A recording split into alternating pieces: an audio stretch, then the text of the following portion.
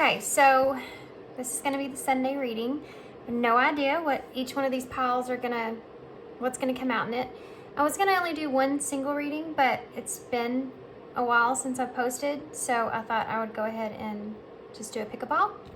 So these are kind of like a mystery reading from Spirit, whatever it is you need to know. These may be a little bit intense, I'm not going to lie. We're right here in the middle of retrograde, and then also it's the full moon, and it's the full moon in Cancer, which I am a Cancer. So it's kind of, my energies, my emotions are extremely high right now. And retrograde's kind of got me all backed into a corner. So it's really putting one on me this time. So I'm going to go ahead and apologize. Disclaimer here. These may be kind of emotional, so just be prepared. 3 piles to choose from. The first pile here is the waning star, the wandering star. And this is by Kat Pierce. And I actually have one of these that I'm going to give away. I don't know when. It's one that I had that didn't win a poll that I was going to do a giveaway. And so I decided I'm going to go ahead and do that, but I'm just going to do it later. So keep an eye out for that. And then pile 2 is the Tarot of the Divine. And then pile 3 is the Guardian of the Night Tarot.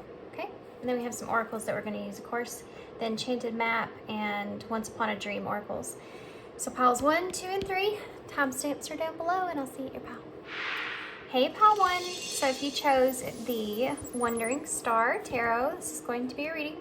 I'm going to start with oracles, guys, because I want to get an overall look at these are mystery readings. So I just kind of want to get a more oracle type message to see what Spirit's kind of really wanting to pull out here in this reading for you. So that's what we're gonna do.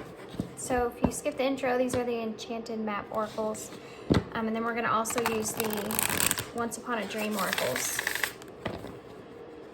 Okay, let's do one more shuffle. Why not?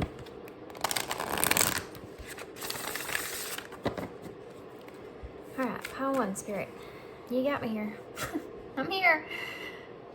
Pile 1. Y'all better take a deep breath, because I'm telling you, I even have my huge rose quartz that's sitting in my lap, just in case. Okay. Oh, pile 1. Pile 1. What's the message for pile 1, Spirit? Y'all just got a doozy. Imagine that. Number 11, Justice, Balancing Act. Get that tightrope. With that, Sailboat. Sailboat, this is significant, guys, of moving away. The 6 of Swords is a card of moving out of a bad situation. And you have all these hearts that are falling here. And this boat is actually sitting on a bubble, I guess, or a... Yeah, it reminds me of High Priestess energy, because it's kind of like a crystal ball in a way. And so it's almost like intuitively there's some sense of wisdom behind this. So with this angel here, and this being Justice, which is also the balancing. Libra energy.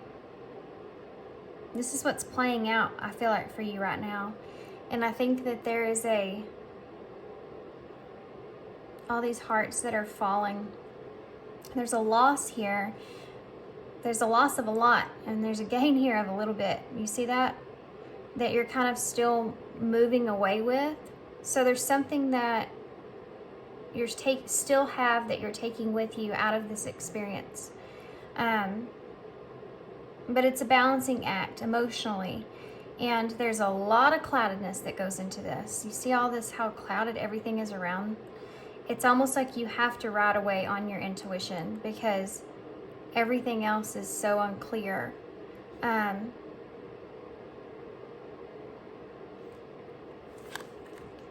It's almost like you feel like Spirit's kind of helping guide you here. You see how this lady here, and I don't know if that's an angel or what, but she's sitting on an angel. So this could also be your higher self and this inner knowing that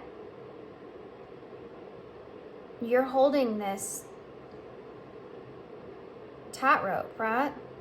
So if this is your higher self holding this tightrope, it's almost like you have this inner knowing that you're trying to balance out what it is that you've learned so far, what it is you know about yourself, and maintain a straight direction forward, a sturdy direction forward. But it's hard, like being on a tightrope. It's not an easy act, you know, that balancing act. Storm fields. Well, there's the Tower. This is the number 9 though, which is actually Hermit energy. So I feel like a Tower is already transpired. Hermit energy is where you kind of go off on that journey with that truth to search, you know, how your soul feels about that, and that's when you go to heal. So I feel like this is representing that part of that. But you notice that the duality is the skip here. Look at that. You have that black and white, instead of yellow brick road, you know, you have this black and white road that's here. So it's almost like you're following this kind of duality or sense of balance here, right? Justice, the positive and negative kind of aspect of things, and how they kind of work together to bring you back to oneness, you know. And here you are heading towards your house here, but your house, unfortunately, there's a storm that's taking here. So you may find yourself in a place to where half of you is kind of going through this storm here, and the other half of you is trying to maintain this peace. And this is your soul, right? This is representing your heart space as well, with all this green energy, and plus that. There's 2 birds over here, and there's a mushroom here, there's a bee, and there's some flowers, 3 flowers actually. So there's an energy of the 3 of Wands, like you're waiting on this, you're anticipating how this is going to kind of go as far as how it feels for you internally, and how it will feel. Or you just know that there's some long road, or kind of basically that this isn't going to be like an easy storm to kind of have to go through here. But there's shadow work. Can't get that out. Let me get a drink.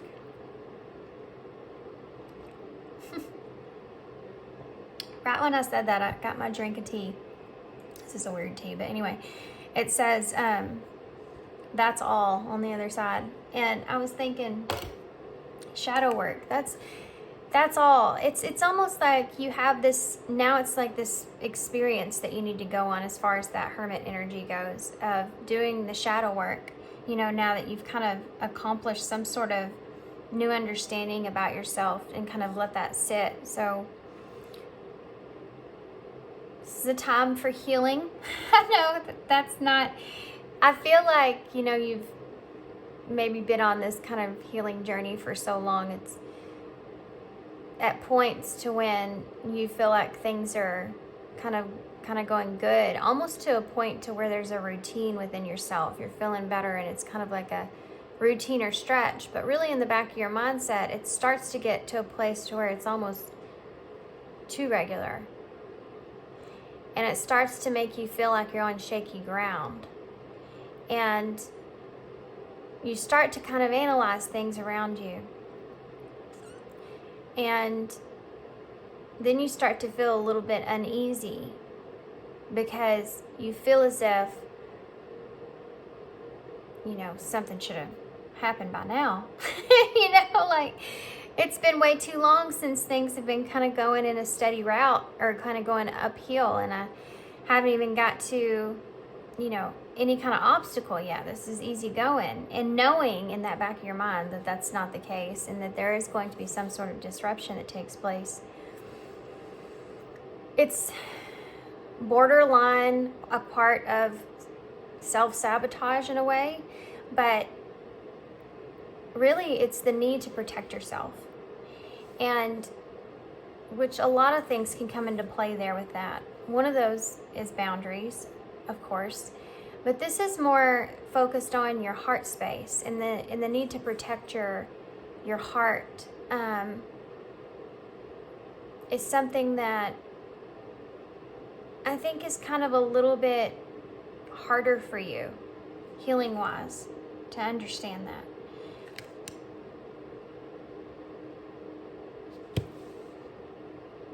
I had 9/11 here.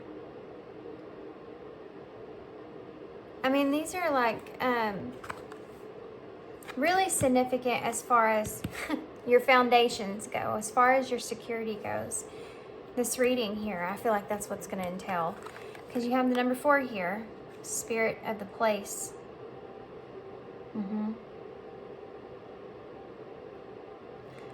See how she has these leaves here, and one of them's here, and she's staring at the one that's here in a way. But it's kind of, she's not staring right at it. The way I'm seeing it, she's kind of staring at it in her, you know, on the side. And so it's like, she's kind of looking at that in a way where she knows it's there, but she's not really fully addressing it. And I feel like it has to do with certain things you may, in situations and relationships, you may actually kind of put certain kind of things that you see to the side, and you don't fully address it or fully acknowledge it in its form.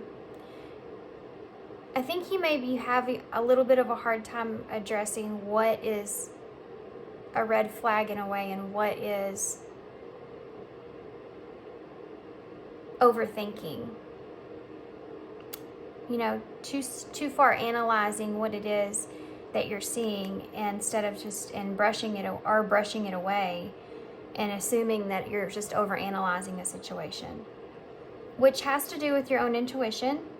And your intuition is a constant exercise.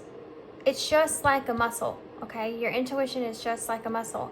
And if you aren't being in tune with yourself and really kind of looking at these awarenesses that come into play, and I'm not talking about just someone that's in front of you, I'm talking about the way you're feeling, okay? So if you're not taking into consideration that feeling and you're brushing it off as something else, like, I'm overanalyzing this, you don't really take a good look at it, you'll find yourself start to do that with a lot of things. And that will kind of all start to catch up on you, you know? I mean, imagine if she didn't look at this leaf and they kept falling and falling and falling and falling. And the next time she turned around, she's like, oh, there's a huge pile of leaves behind me, you know? Like, you have to address it in order to transform. And I feel like the shadow work has to do a lot with that, with you seeing things and not addressing the parts of that you're seeing. As far as your own security goes, it's how you build yourself up to oneness, to self, to who you are, kind of putting the sun and the moon energy together, okay? Your ego and your subconscious, your self-expression, your true self, and the emotional part of that. It's bringing yourself into that balance, and it's a work in progress. So if you were going to the gym every day and then you just stopped, you're not going to maintain that muscle. This is the same thing with your intuition. You have to constantly be at it and work on it and not just put it aside, because then you get to a point where you start to make that feeling like we talked about over there with, everything's going so great, you know? And you don't say to yourself, am I missing something? Then you start to really start to overanalyze, which can cause a lot of destruction, especially when it comes to things like manifestation or just your overall sense of control of your mindset. It can all get kind of carried away with you. And the bigger the thing is that's more important to you, the matter it is that you're experiencing, especially if that's a relationship, the more in depth that gets, the more likely you are to have a heavier downfall when that awareness comes up and shows itself. in a tower moment. I mean, this is how spirit kind of redirects you. Even though it's painful and it's hard, this is how spirit kind of redirects your energy back to balance. That's why we have these tower moments. You know, they're not comfortable. They're not meant to be comfortable. It's a part of your growth and your healing. You know, it's coming in the way of it's a punishment. You know, when we grow up, we're punished for things that we do. And it hurts because it's something that needs to heal, because it needs to be able to grow. It's hard to look at it like that. And everything, it always comes back to love.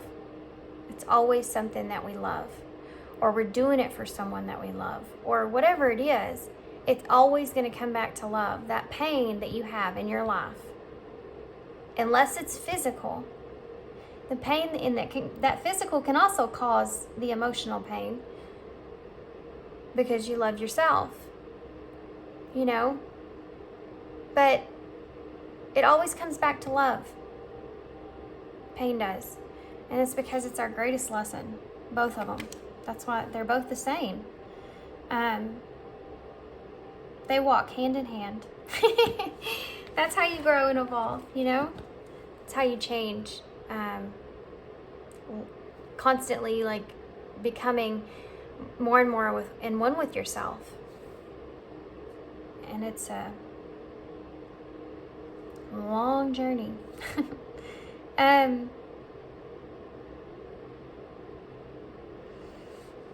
Spirit of the place with the home here and then the sailboat here are all significant, because it's you moving out of a bad situation, or you moving out of something, or moving away from something. Whatever this is, it's emotional. It's an emotional experience.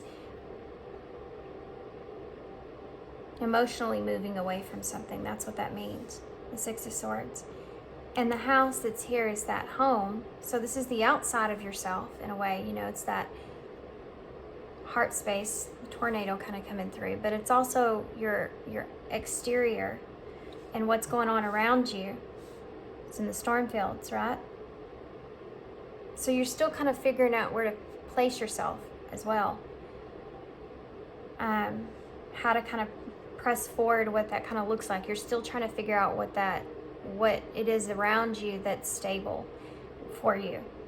And then you have that to this place here, you know, with the tree, which is the stability. And this is rooted in yourself. You are that tree. She is that tree. You know, this is about your internal stability. So this is this journey, okay? And a journey, this is a cycle in part of your journey. You know, it's not just that this is the journey itself. I mean, it is, but it's just a cycle.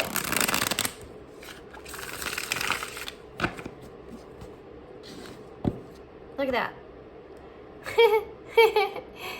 Repetitive cycle. It's just a repetitive cycle about the mask, about your true self, finding your true self,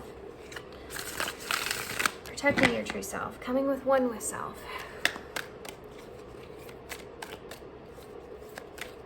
Can I have one of these, please, sir?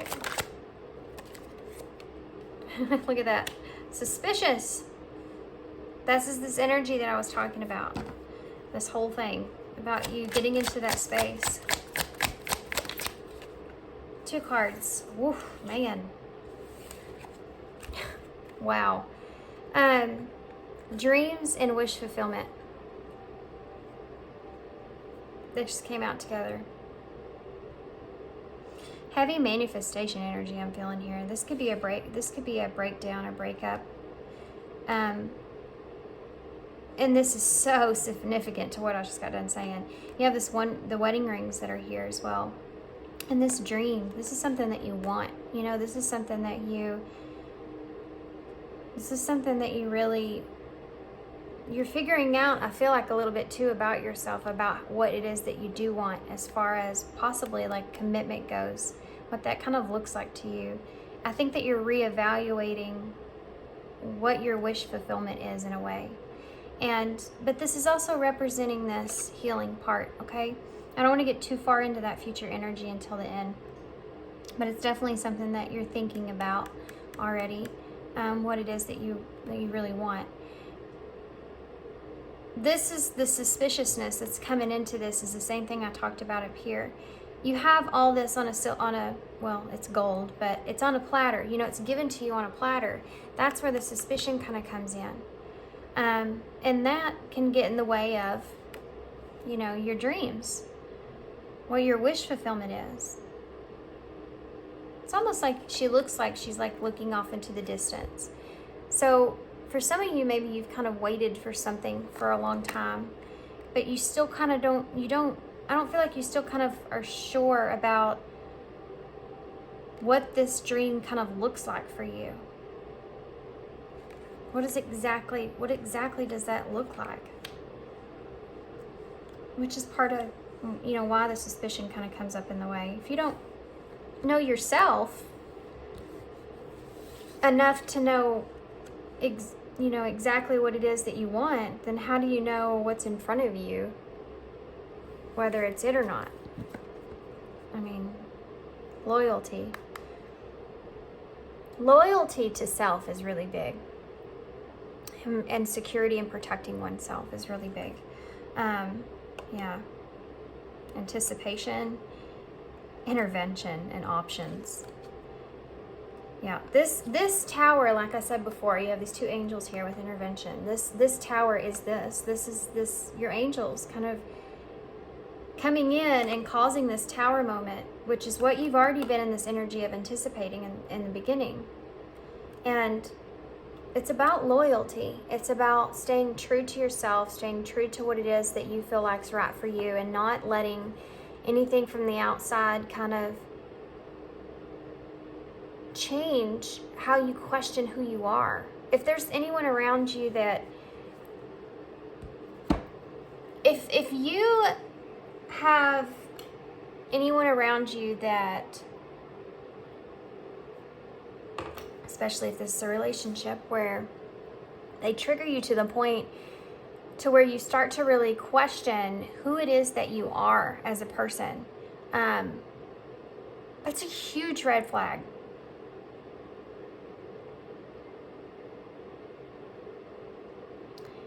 If you get into a place, and I'm not talking about somebody saying something to you and it's like, oh, okay, yeah, I never thought about that. No, I'm talking about when someone completely makes you feel like you don't even know who you are anymore. Like you, not like what you're doing, it's they make you feel like the way that you're feeling about yourself isn't the right way, in a very deep way. That's kind of like a tower, right? When you walk away from something and it completely, it's almost like if you had, let's say this, if you had a pair of glasses on, and when you're wearing the glasses and outside it looks like Wonderland. Right? Outside it looks like Wonderland. It looks like something that's just like, wow. And it's so bright and everything else, right? It's like Wizard of Oz. Imagine she's standing there and she's looking out and she's seeing everything, and then you take the glasses off and it's just still everything's black and white. Black and white. And this is why I maybe talked about Wizard of Oz here, but it keeps coming up. And it's like this is kind of transpired. And if you are in a situation to where someone's doing that to you in that kind of way, that's an internal tower, you know? So you have an outside tower, and then you have an internal kind of tower that you feel as well. And this is part of your journey and what you're experiencing right now. So now you're going back and you're kind of asking yourself about what is your dream? What is it that is your wish fulfillment? You're starting to ask yourself questions before that you weren't asking. And that's the whole point of the Tower to begin with. So even though it's uncomfortable and it feels like you're kind of shedding your skin, you know, you're transforming. Snake sheds the skin, but it's painful. It's painful for the snake. Matter of fact, I think I've heard that it's like really excruciating, like pain for the snake. But it takes a while, you know? It takes a while, and it's different for everybody. It's different for every snake, how long it takes, you know, I guess, I would imagine. But because it's a change, it's a transformation. It's the way that you're kind of seeing things is not through the lens of this, not addressing anything and just kind of brushing everything to the side. You're seeing it for what it is in black and white. And the duality that's there is something that you need to come into balance with.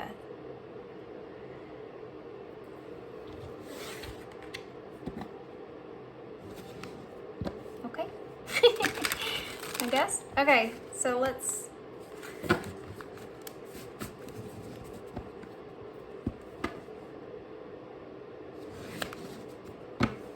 It's the point of it, the point of that is for you to, if that person didn't trigger you in the way that they are, you would have never even questioned, you would have never questioned this. And chances are you would have ended up in something that is, well, I mean, the tower would have come down at some point, you know, but how hard do you want to fall, or how long do you want to fall? You know what I mean? So think about that when you're thinking about how painful this is. Think about it in that kind of way.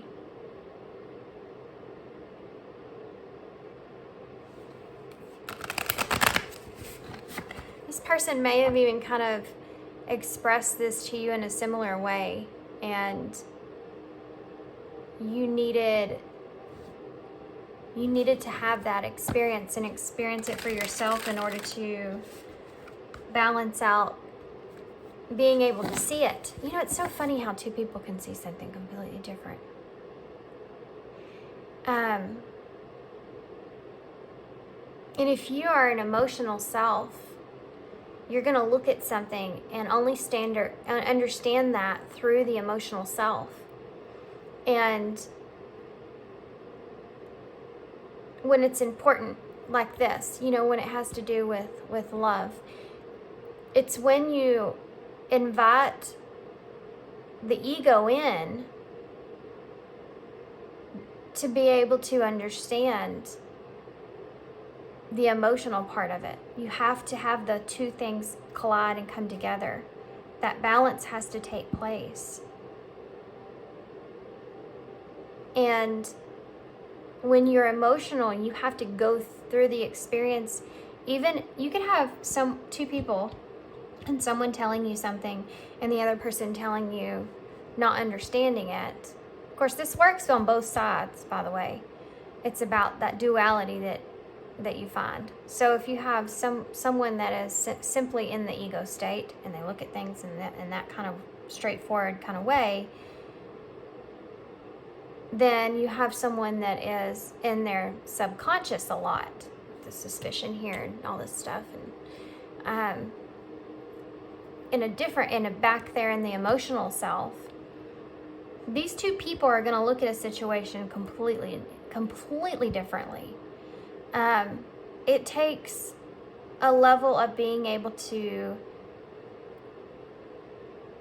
have that hanged man energy, you know, being able to really flip yourself upside down and see it in that light. But there's a sense of pain that helps you to have that understanding, to allow that ego self to come in a little bit and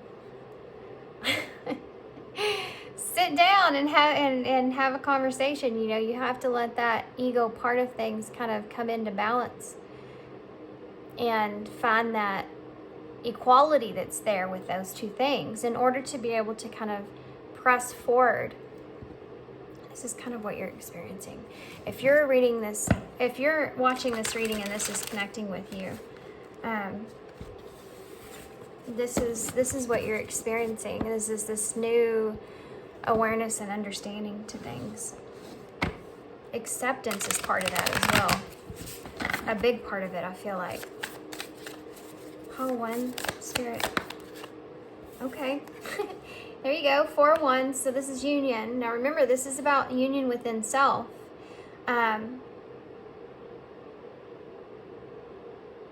This is harmony and peace within. The 4 of wands can also represent coming into union with, you know, with someone, but it's also representing that kind of duality, you know, that we talked about, and finding that harmony with both the ego and the subconscious. You know, finding that balance, that peace that's there. The Hanged Man. Yeah, this is it. This is what I'm talking about. Everything's kind of resurfacing too. You'll find like some things from your past maybe kind of resurfacing. A lot of that maybe has to do with your insecurities. Yeah, Justice is here again. These are repetitive kind of messages. Finding that balance there. Look at that. Wow, guys. Now this is almost freaky. You got the Moon here. Oh, I just watched something this morning, or it was last night, about the wolf that's here. About wolves. All about wolves. About how that's very interesting, actually. The smartest wolf, the elderest, the most intelligent, the most wisest wolf is the one that's in the front of the pack. And it doesn't matter how old they are, because they're the ones that are leading that pack. I mean, yeah, if it doesn't matter how old they are, and if they're slower, they know like the route that they need to take. They're the ones that are the wise one. They're the ones that are the leader. And then you have the alpha, you know, that's actually in the back, that sits in the back of the pack. So you have that leader here, and then you have the other part to it in the back. Something else that's interesting I didn't know. The feminine wolf, a masculine wolf will not attack a feminine wolf. They just won't. They will not attack a feminine wolf. And if the masculine gets in another kind of riffraff with another masculine wolf, the feminine actually, she will cover the masculine, her mate's neck, because she knows that the other masculine will not attack, or won't attack her. So she'll put herself like that sacrifice in a way in front of the wolf to protect him. And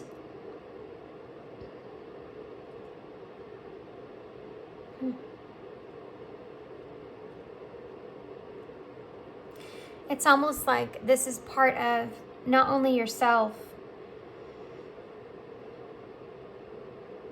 you know, it could be this whole experience here. Sorry guys, I'm trying to understand the message you're telling me, why I'm channeling into this, and I'm missing something. What am I missing? What am I missing? The Moon. Devil. Look at all this major arcana. The Devil in reverse.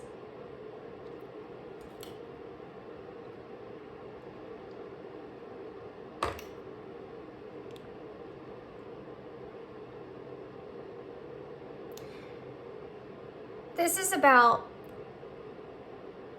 this Devil in reverse is about you getting getting yourself untrapped from this moon energy, because you know that you're being led in the right direction. You know that you're being led out of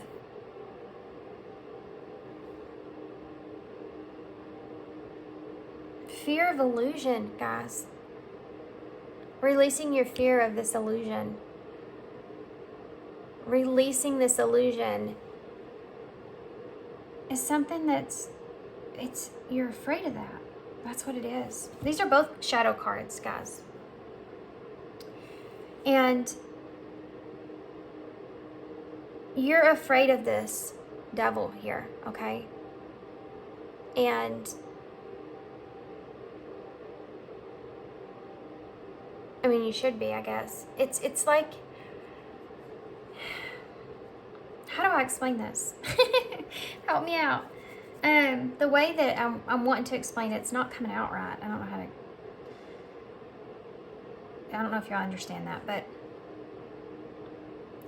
the devil is about releasing, not feeling trapped, not feeling obsessive, not feeling kind of this draw, this like pull, this temptation kind of feeling, right?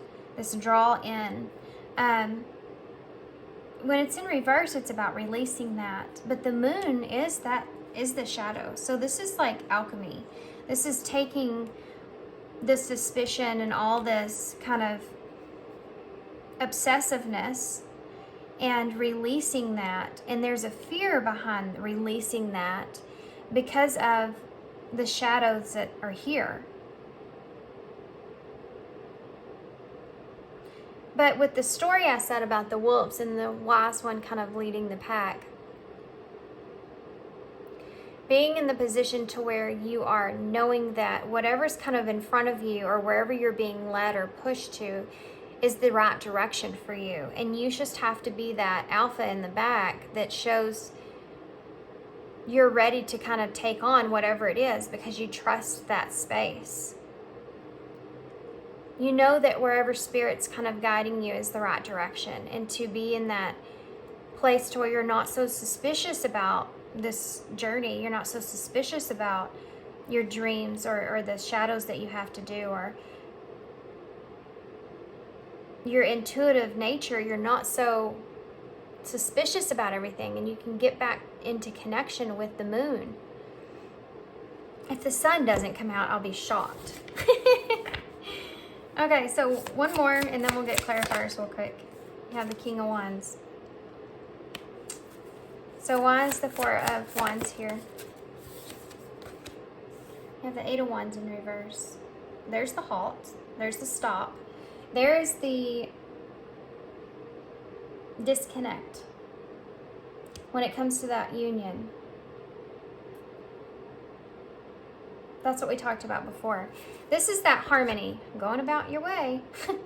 Harmony's here, but there's a hold. This is part of a delay, something that's moving incredibly quickly. It's like that bow.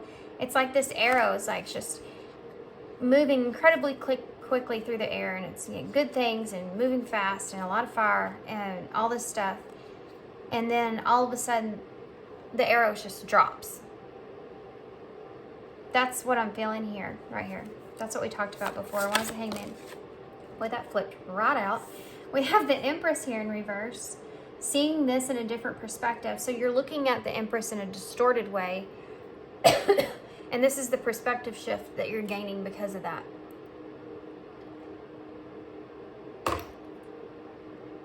So when the Empress is in reverse, she can be a little bit self-indulgent. And this is part of that. So you're looking at your Empress, your divine feminine, your emotional self, this energy here you're looking at as, which is Taurus energy, by the way, which is the house of, how do you say it? Get it out. It's the house of dependency and possessions, and this is that security that I was talking about before. But you're looking at yourself here in that part of yourself in a different kind of way. You're looking at your shadow side, the distorted side, and you're putting yourself on that tree so that you can see yourself in this light. Why is Justice here? Justice is the balance. Justice is, it's all playing out. The World in reverse.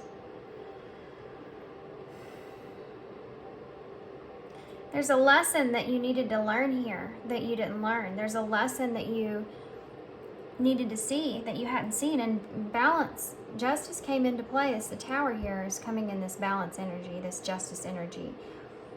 It has to be balanced out. It can't just be in that one way. It has to make sense. Why is the King of Wands here? Seven of Swords.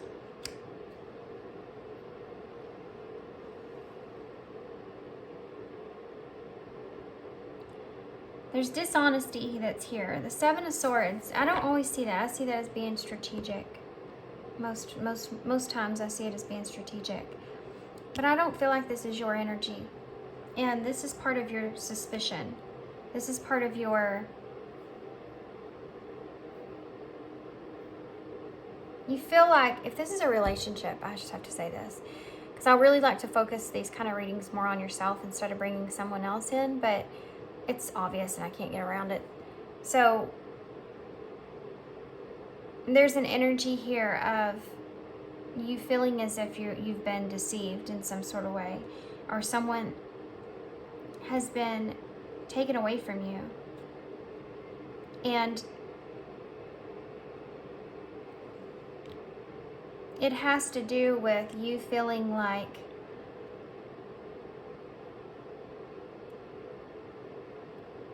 you didn't see. This is part of what I was talking about, where you're not seeing things clearly, shooing things aside.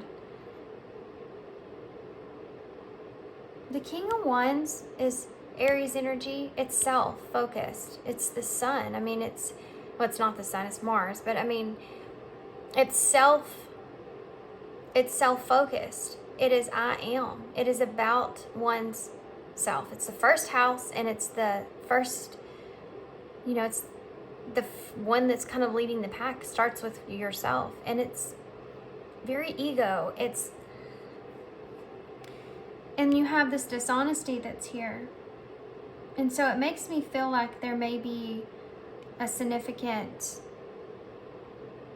realization of someone's ego sense is coming into play somehow behind this, and allowing, I don't know how to say this any other way, so I'm just going to say it like this. And it's almost like getting fooled by someone's ego in a way. Do you know what I mean? Like falling into that ego self, but not with you, with someone else, but yet with someone else you're seeing it, so it's triggering you. So if you're connecting with someone and you're connecting with them and you connect with them like on a deep intellectual or intuition kind of level, and you're seeing this person's things in this person as far as their ego sense goes, that they aren't seeing, it's also a trigger for you as well, because it makes you look at yourself. It's a mirror reflection. So this could be somebody you have this union with, this Four of Wands. This is 11, by the way. This is the 11 card. You have 11 here. When you have 11 here, you have 11 literally right there. I mean, you have 9 right here too. So this is that nearing completion. There's a separation here, I feel, that's going to take place as well. That's why this is halted, all this. This is all going into play. But if you're not, if you're not in that, you just have this like one-on-one reflection with this person where they reflect back to you. They make you look at yourself in a way, and that was part of it. So there's a trigger here with this person as well. And it's possibly with their emotional self, because for you, it's with your ego. If you have a relationship like that with somebody and you're constantly, if you're emotional and they're logical, and you constantly have to understand each other, eventually if you stay in that and you're devoted to that person in a way, you'll eventually find yourself becoming more in tune with yourself and your emotional self within, your divine masculine and feminine energy within, and understanding that duality, that balance, that yin yang within. This is what I'm seeing here. But it's not necessarily always the case, and sometimes it can come across with other people. But this is a different kind of experience. This is a different level of soulmate energy. So it's consistent analysis of self, right? But this is deception, the Seven of Swords. And I don't want to get too far into that because it's just you feel deceived, or you feel like someone's being dishonest, or like they're kind of getting away from you in some kind of way. The Hierophant in reverse, with the Star in reverse, and the Nine of Wands. So there's the hardship, and trying to move yourself into an emotion. God, look at all this major arcana. This is insane. You have Strength, Leo energy, the Chariot, Cancer energy. You have the Star, Aquarius, the Hierophant here, the Hanged Man, Pisces and Libra, Taurus energy, Justice, Libra energy, Capricorn, Cancer, Pisces, Aries energy. I mean, there's so many major arcana. It's insane. This is a big kind of shift for you. But this is hard, right? It's not easy because you're vulnerable here, Three of Cups. You're vulnerable here because of this. And the High Priestess is there as well. Well, hi. High Priestess. This inner knowing, there's that energy of that emotional self, right? Understanding your subconscious. That's this High Priestess here. And the Three of Cups is this connection, this friendship, it could be family, it could be, it's just coming together, that emotional kind of supportive energy, and the vulnerability that's there makes this so hard. And this Chariot energy, which is moving forward in your emotional self and imbalancing, usually it's a black and white horse, balancing that. And continuing on that journey. It literally says journey up here, by the way. Kind of threw me off. You have this Nine of Wands, which is realizing that this has been hard. You need to acknowledge that. This has been hard.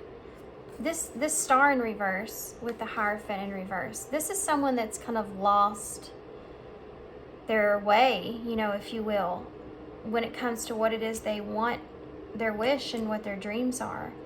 This is someone that's this is lost hope here with the Star, and lost hope in the Hierophant. So some of you just feel like you've lost hope when it comes to having union here with someone, however that looks for you.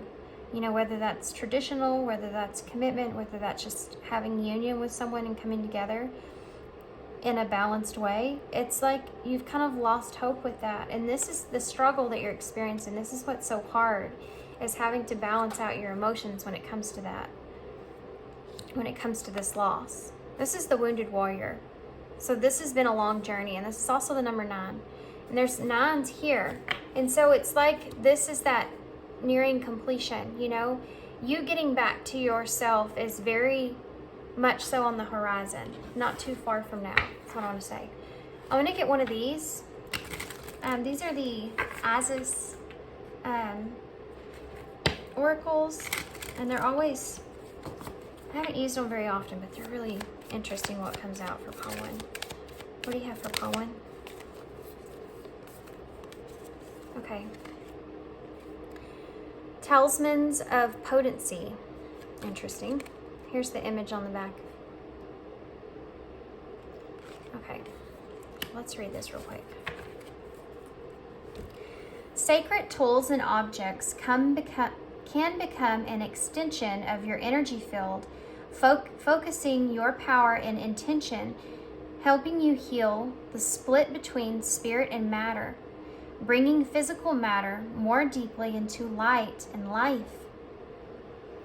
You are encouraged to work with sacred materials in a conscious way to help your own healing and enjoyment of the material world as a part of your spiritual practice.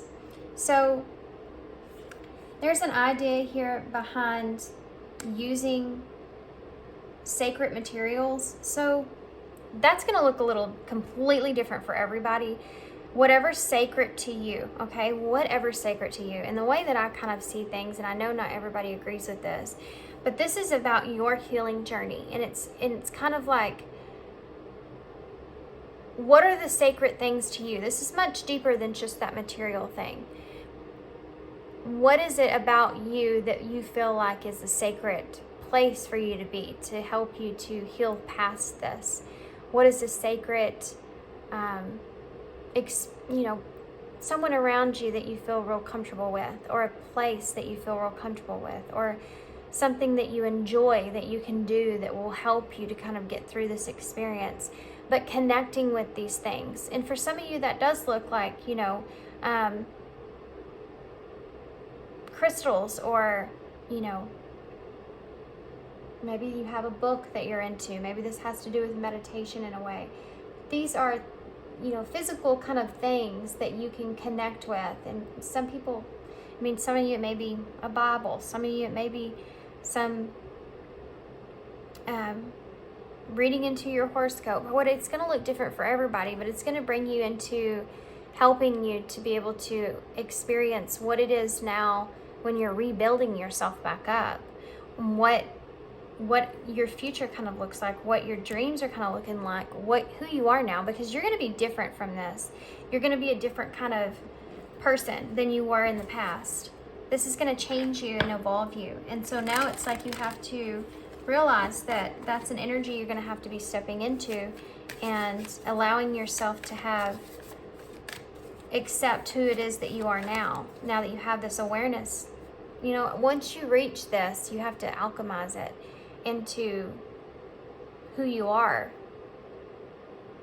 a part of you, the shadow part of you that is there. You have to know it's there and say, I acknowledge that it's there, and know, then it's like knowing your demons, then you kind of know what that is.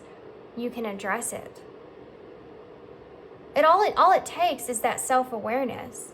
You don't know it's there until you know it's there, and then you can't unsee it. As long as you pay attention to it and don't brush it aside. It's a constant exercise, guys. Okay, let's get one of these empowering questions. What is my worst fear? How does it limit my possibilities in life? Yep.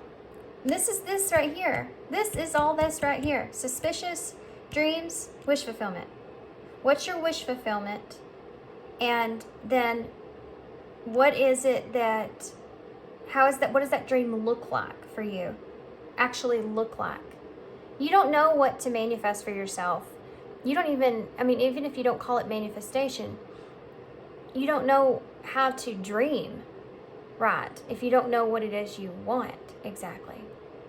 And you don't know what you want exactly until you know yourself. And that is a constant. And so your dream may change a little, and you're in this process right now to where the next stage in your life is something that you need to kind of be thinking about what that looks like. And this is what you're experiencing. But if you allow suspicion to get in the way because you're not connected to yourself, it can really mess that up for you. And I think that it has done that for you in the past. Don't deny how far you have came.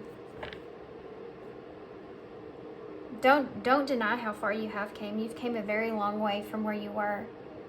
And you keep going, Your worst fear here, I feel, would be this moon energy, this suspicion, this moon, this fear that's blocking you from your life's possibilities. What if everything is as it should be? How would that make me feel? Yeah, that's something to thinking about. That's something, a way to change your hanged man energy. You're trying to see things in a different perspective. So put yourself there. If you could change that, what would that look like? If everything was exactly the way it should be for you, what would that look like? How would that make you feel? Think about it. Just sit on it for a minute. Even if you're like, I don't want to go there. Just sit on it for a minute and just see. That's the only way you know. That's dreaming. I mean, that's how you get that. There's something else that was there that came through when I was talking, and I kept talking, dang it.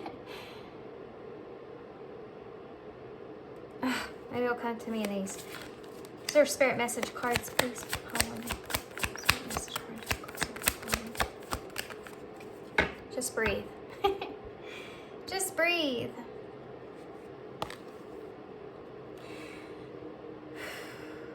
The breath is a vital bridge between your body and soul. It's the connection between the inside and outside, connecting you to the universe, spirit, and the divine source. The breath permeates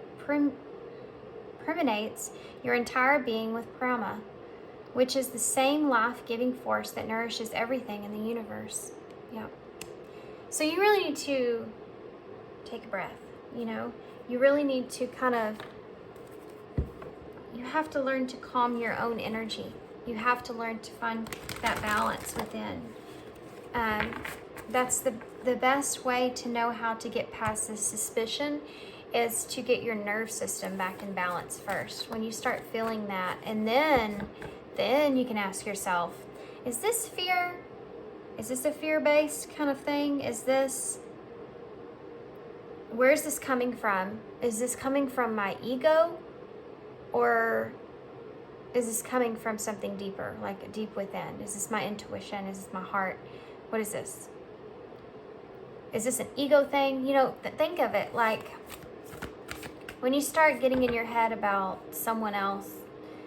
This is the easiest thing for everyone to understand, so I'm going to use this as an example.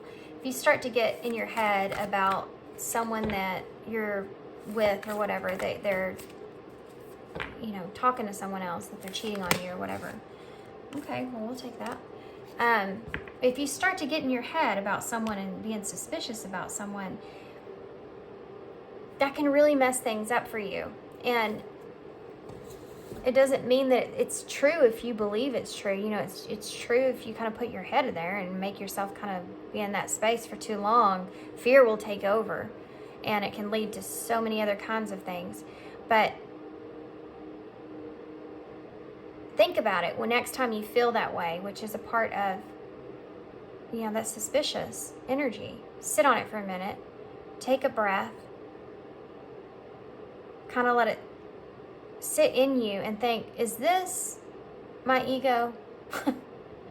Is my ego getting the better of me here? Or is this coming from in your chest, like a deep inner knowing, like a knowing that there's something there, you know? Not like a, I don't know. I hope that you understand what I'm saying. I know that's pretty kind of vague, but I don't know how else to really explain it. And I feel like if y'all, the ones that need to, well, that was weird. The ones that need to know what I'm talking about. Okay. Spirit says they got it. Hush. Birds may be significant here, by the way. You do have these two birds here. Messengers of spirit. You could have actually, this experience with this other person they could have been that message that you needed, in a way, you know, that came across. Take flight here. Funny, we started off with a floating ship.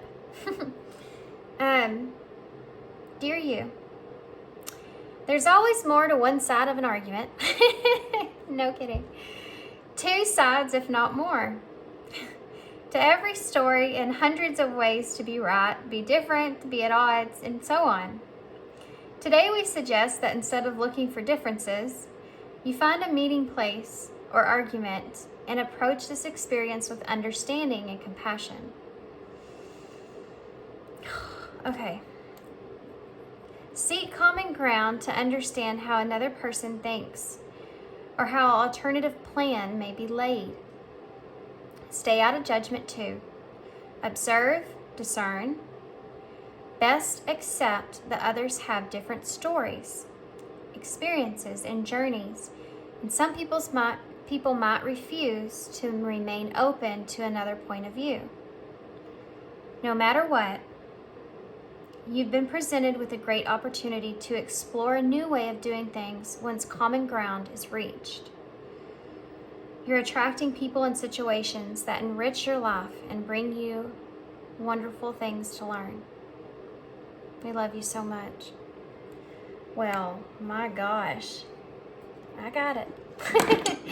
That just went perfectly with this reading to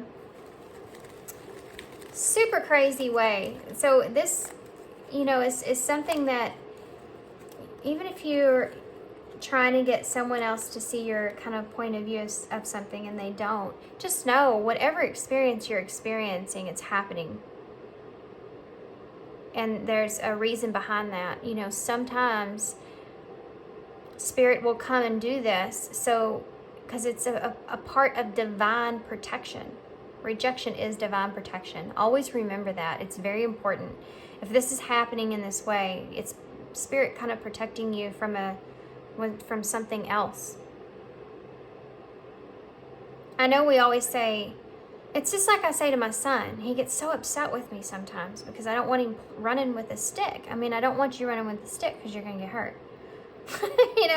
Spirit's like, I don't want you to do this because you're going to get hurt. I know more than you, just like I know more than my son, and I know that what can happen. He's a little fearless little thing, and cute as can be, but he'll just run right into things. Spirit's kind of here, and I'll take the stick away. He gets so upset with me, but he's not listening to me. He's not paying attention to what he's doing that could hurt him. And so I take the stick away. He gets upset. He hurts. He goes through this like I'm a horrible person. It's the same thing, but just with Spirit and you. That's what they're doing here. Just a kind of a funny way to say it. So we have create, and they're talking about wanting to create something new for you and something different. Apparently you have new people and situations that are coming into your life that are going to help enrich your life. So be thinking about that. Yeah. Create in patience and wait. And clear the within. Make sure you're clearing out any kind of energy before you. Don't get too far in your emotions or too far in your ego if you act anything out, right? I just saw 1, 1, 1, 1 on the timer. I just saw 11, 11 on the timer. And growth. Clear within and growth. So that you can have growth, so you can trust yourself. This is actually perfect for this reading. Of course, Spirit don't make mistakes. Create, patience and wait, clear within, clear the old energy, it's gone, whatever it was, it's no longer. You have to take that breath and you have to let that sit with you. You have to let that reality sit with you so that you can clear and grow. So that you can trust yourself again, because you're going to have to go through this experience to where you trusting your intuition again. Okay, so we have 2, which is awesome because that's balance and making decisions for yourself. We also have the X, so sitting at a crossroads. And this is what they keep bringing up. You're in creation mode, sitting in a crossroads, dreams, wish fulfillment, what it is that you want. This is what you need to be thinking about, and this will help you to be able to nurture this healing that you're going through. Nurture yourself in this time of healing. Dreaming about what it is that you want or you could have. Okay? We have QEBLV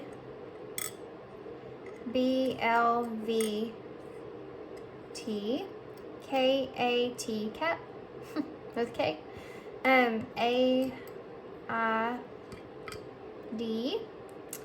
I and A.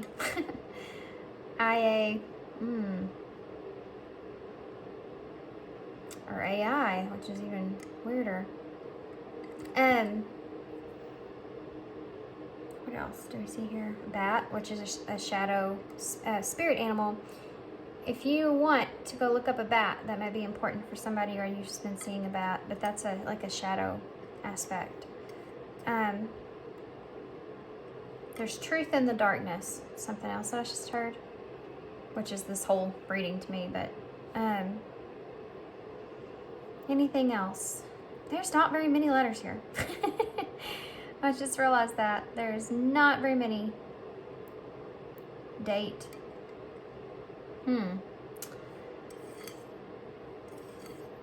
So either this is date, like set the date, or if you've been thinking about that, maybe you need to date.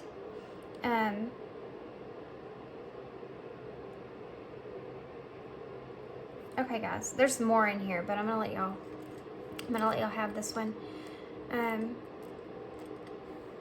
gonna hold this up. We also have bait. Maybe you need to go fishing. I'm missing something. What is it? Lake is right there as well.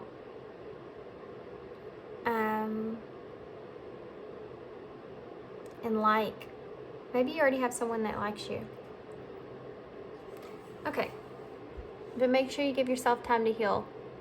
Really important before you just throw yourself out there. Okay, guys, so I'm gonna leave you here. Hope you enjoyed this reading. I know this was a long one. Hope it helps. And yeah, thanks for being here, guys. Thanks for all your love and all your support, all your kindness, and I hope to see you guys soon. Bye. Hey, Pal 2. So if you chose the Tarot of the Divine, this will be your reading. I sure hope that y'all like my colored desk, because my 6-year-old son picked this out and he's just had to have this color.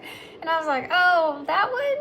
He's like, yes, I love it. And I was like, oh my gosh. My son is adorable, and that's just the truth. I mean, he just is. He's just so cute. And he's just lost his front tooth, and so he's just 10 times cuter now, you know. Anyway, so he picked this out, so I hope you like it. Y'all let me know if y'all like it.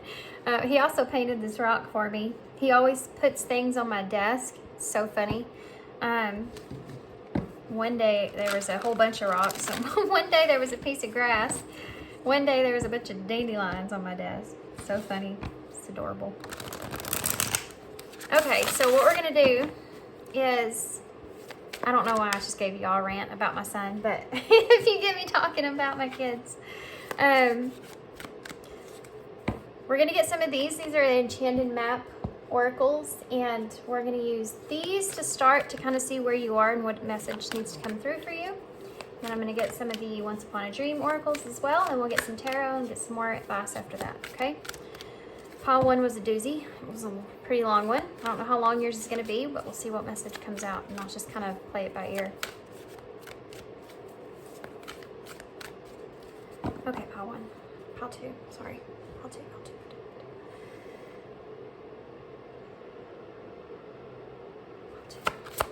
What does pile 2 need to know? Okay.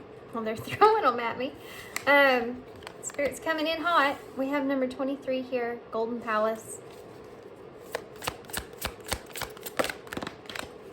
Listen here. I ain't doing that. We have home, number 27. Why did I say 24? Maybe that's relevant for somebody. 24 is decisions and stability and foundations. Being home is here in a Golden Palace. Wow. This is about your foundation in some kind of way, and maybe decisions. You're closing out a cycle here. You have 3 and a 7, it's 10. You have two twos. You also have a 5, 7, 8, 9. You're taking action here, and 777. It's 717 right now. 777 is luck is on your side, and keep doing what you're doing. So you're in a state to where you're trying to keep doing what it is that you're doing, but there's something to do with home. Time. There's a clock that's here and an owl. I'm gonna get one more. There's a mailbox on there too that I've never seen. Okay, what is this about? Guys, look at all these foundations.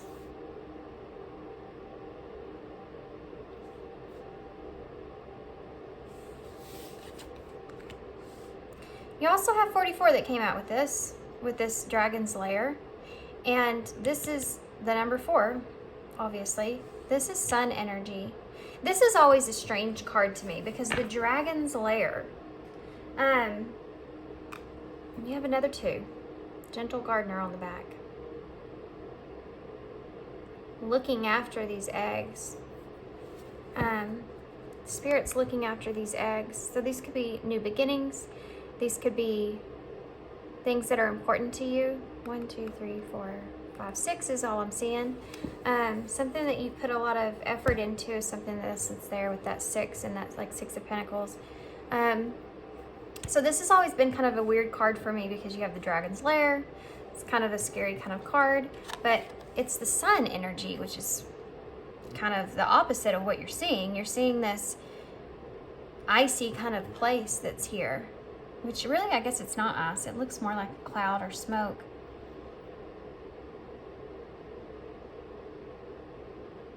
It's almost like you're putting your happiness on hold. Well, that just came right out, didn't it? Because the sun is representing joy and happiness, and it's the ultimate fulfillment. You know, the sun energy, it's healing, everything. You know, you could even be putting your healing on hold because you're trying to build some kind of foundation that's here. There's strength behind whatever this is, though. So you're having to be strong and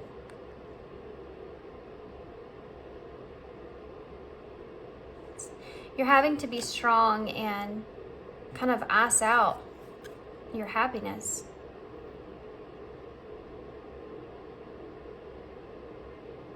Hold things with inside or become kind of cold in a way. And it takes a lot of strength for you to do this because you feel like you have the world here on your back.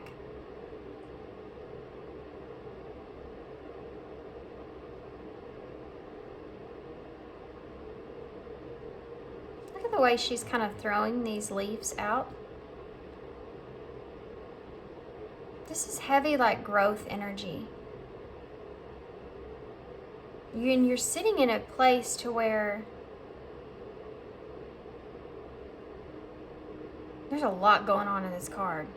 It's like your stability of where you are is slim. There's a small, you know, look at this she's standing on, it's tiny.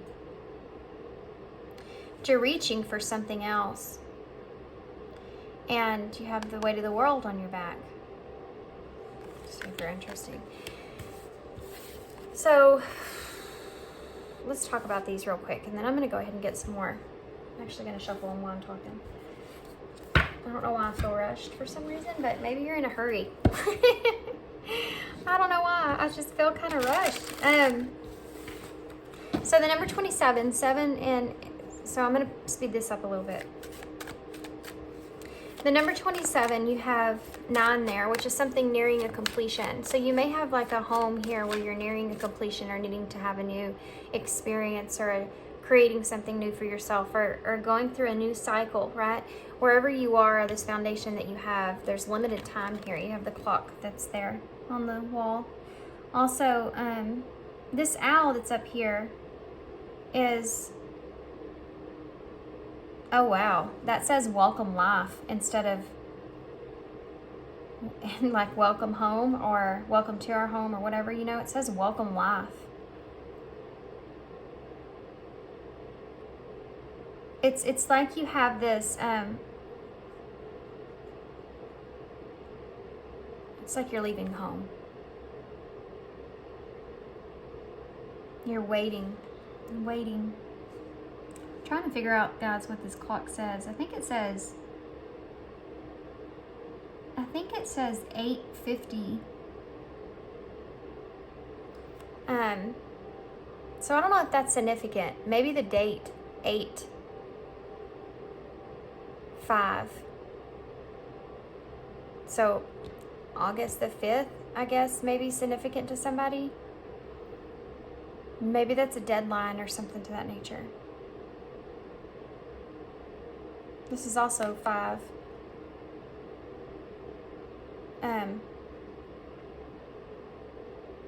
Interesting. 27.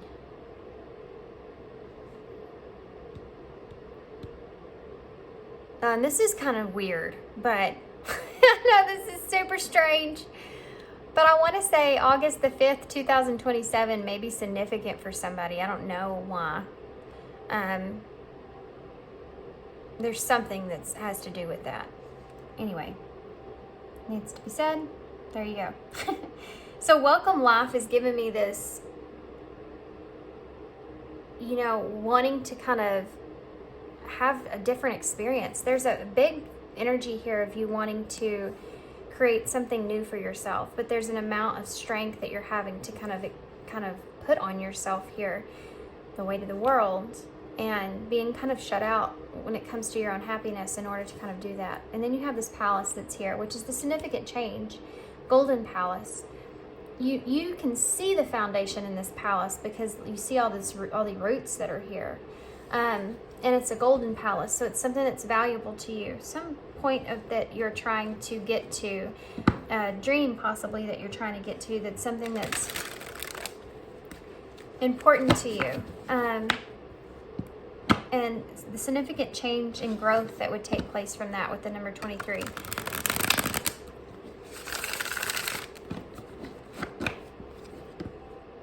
So we know where we're sitting at least now.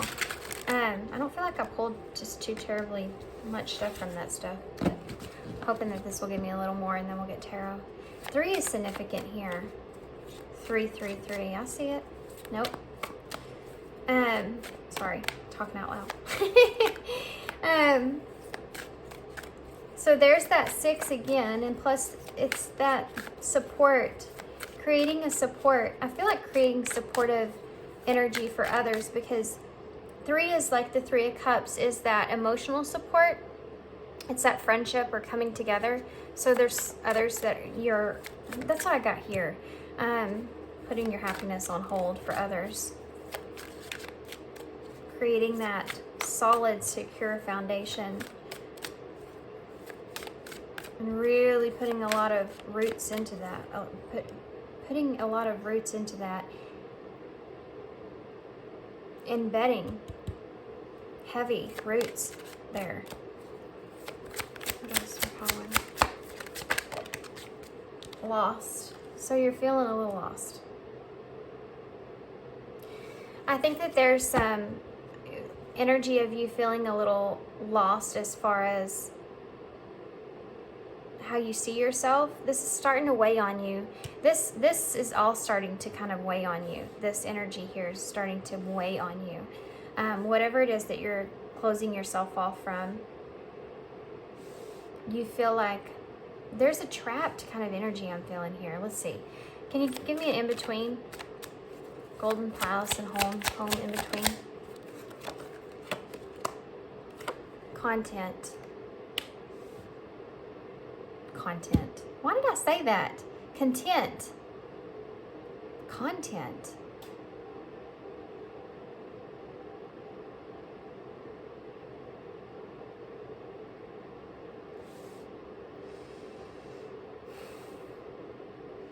I don't know if that's important to somebody, but there you go. Being committed to where you are. Sorry, I'm trying to count the whole time I'm trying to talk, and it's not coming together. 1, 2, 3, 4, 5, 6, 7, 8. 8. Progress. Mastering a skill, moving forward. This is something that you're committed to. Something that you're already involved or committed to. There's a loss that's here, a lost feeling that's here from that. So you lack being able to have, being content with this is something that you're having a hard time with. Being content with where you are and where you want to go, and then also being content with being in this energy and how that's making you feel as a person. There's something here that's causing you to reflect on yourself, and you're having a hard time kind of looking at yourself. Look at this. Self-love needed. I just talked about looking at yourself, and you have this bird. Bluebirds.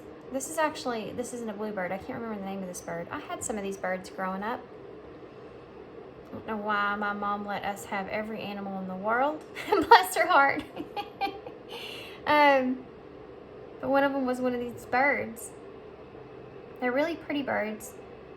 But the way that you are kind of looking at yourself, needing to kind of look at yourself, needing to kind of face yourself here, have this love for yourself. You haven't been doing that. You've been completely blocking out that. This 8, you know, these 8s keep coming up. So working, guys, the 8 of Pentacles, which is what is coming to mind. So the 8 of Pentacles is not only working on, you know, the outside progress, making progress, it's making progress in your spiritual journey.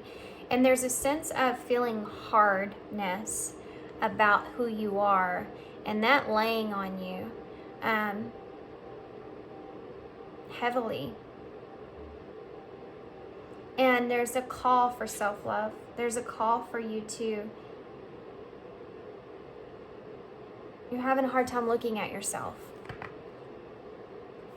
And I don't think it's so much insecurities. I think that it has something to do with, possibly for some of you, something that you've done that you're trying to be content with, or both. You also have differences here. Sorry guys, my cute little son came in that I was talking about. So we have differences at the bottom of the deck. Divine timing, hope, courting, interference, grounded. Okay, I'm going to go through these. We have differences here. Mask. Divine timing. Hope.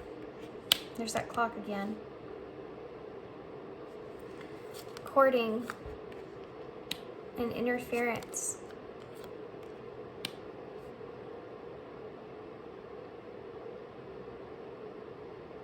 For some of you, there could be somebody here that, there's that bluebird again. There could be somebody here that you were hoping to court or you wanted to court. There's some kind of interference in that. And differences in how you're seeing the timing is a part of this as well. But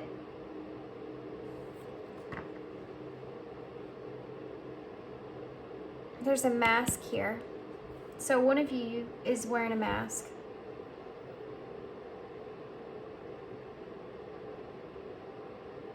Tell me about this mask. What am I missing? What am I missing from that mask? Wisdom. There's somebody here that's not speaking their truth.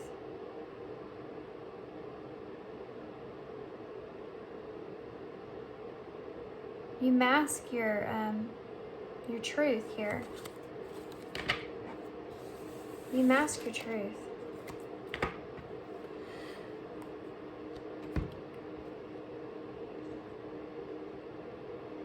There's something about timing as well. So the timing of things that you want, you may be kind of also kind of thinking about or worried about. I don't know why that's coming up, but the timing of things.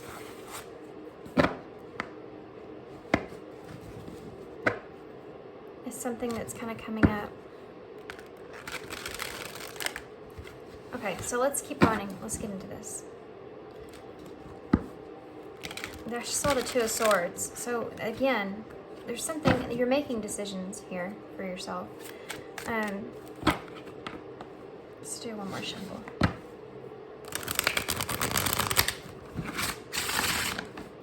Okay. Happy with that. It came right out. Oof, there it is. Tower with Chariot in reverse. So there's some sort of tower moment that took place here, and this is this lost energy as well, and this being content. This tower moment brought in the Chariot in reverse, so it made you emotionally out of balance, out of whack. Having to be content with how things are is something that's hard. Scorpio and Cancer energy here. the Hermit, Virgo. So Tower moment took place. It's caused you to be emotionally out of balance with things, trying to find being content with where you are and the in-between that you're feeling. And now you're kind of going on this journey here with the Chariot. These are all major arcana, so it's a major kind of event that's transpired here, obviously, with Tower. So something came down, some kind of Tower moment took place, and that Tower kind of is coming down because it needs to be rebuilt in some kind of way. You're offsetting about this emotionally, and how, because the Chariot is about your emotions, and they're kind of running away here. You're having a hard time kind of gaining control of that. And the Hermit is saying that you know, this is part of you needing to go in and purify that and acknowledge that there's some healing that needs to be done here. The Two of Wands is about direction and planning for the future. So you notice there's two different sides to this, and we saw that card of differences. So if this is someone else that's involved, you're not seeing eye to eye here, but you're both moving in the same direction. Huh. I'm going to pull something else.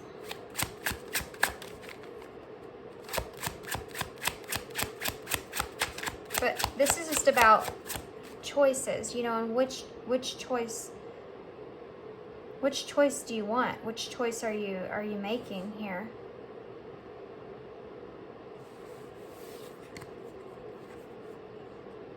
The Nine of Cups, guys. Wish fulfillment. A wish fulfillment.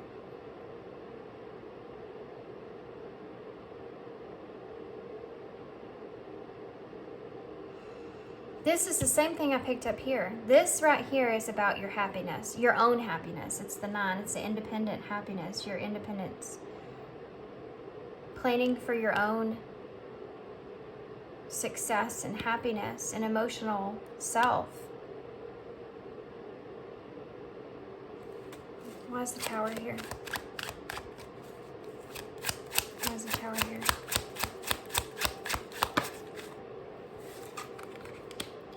Ten of Wands in reverse. There you go. You've unloaded something. You've caused a Tower moment because you released some sort of burden that you had. But with releasing this burden that you're carrying, it's caused you upset. Why is the Chariot in reverse?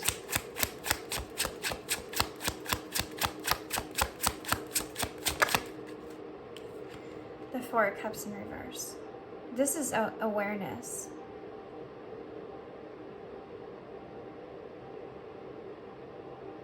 Can I have one more for this? Four of Cups.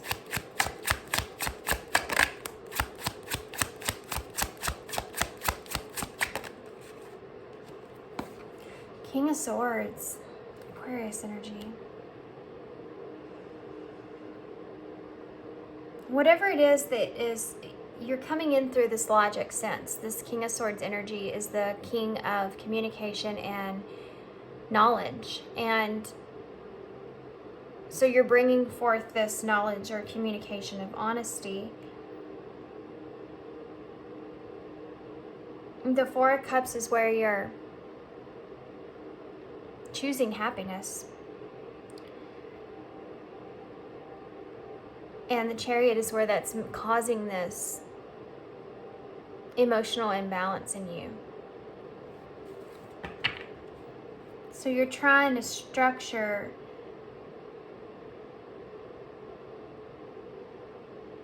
your choices, I feel like, and how those feel with you, but you're not in tune with them.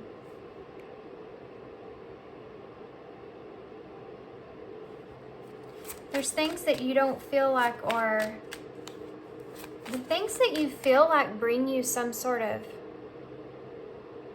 choosing happiness makes your emotions kind of out of balance.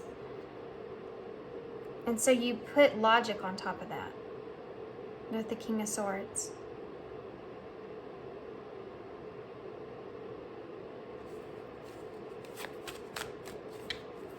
Why is the Hermit here?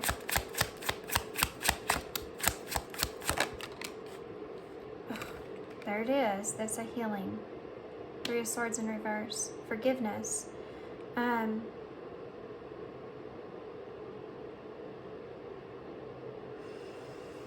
Going down that road of forgiveness. Forgiving yourself is something that's here, guys. You need to forgive yourself here. For kind of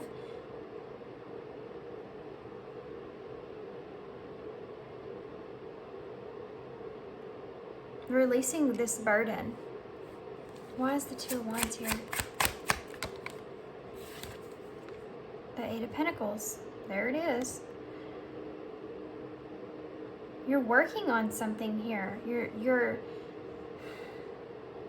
trying to take all this of what you've known and your experience and what you've learned and what you feel and heal past those things and make the best choice for yourself moving forward. But there's two different parts to this. And you see she's sitting here working, but it's killing her. And she's crying while she's doing it. And it's like making progress and moving forward in the direction that you feel like you need to take is something that's causing you pain. So if you're going through an experience to where you know you're getting out of something that has been a burden on you, there's a Tower moment that was caused that released that burden in some kind of way.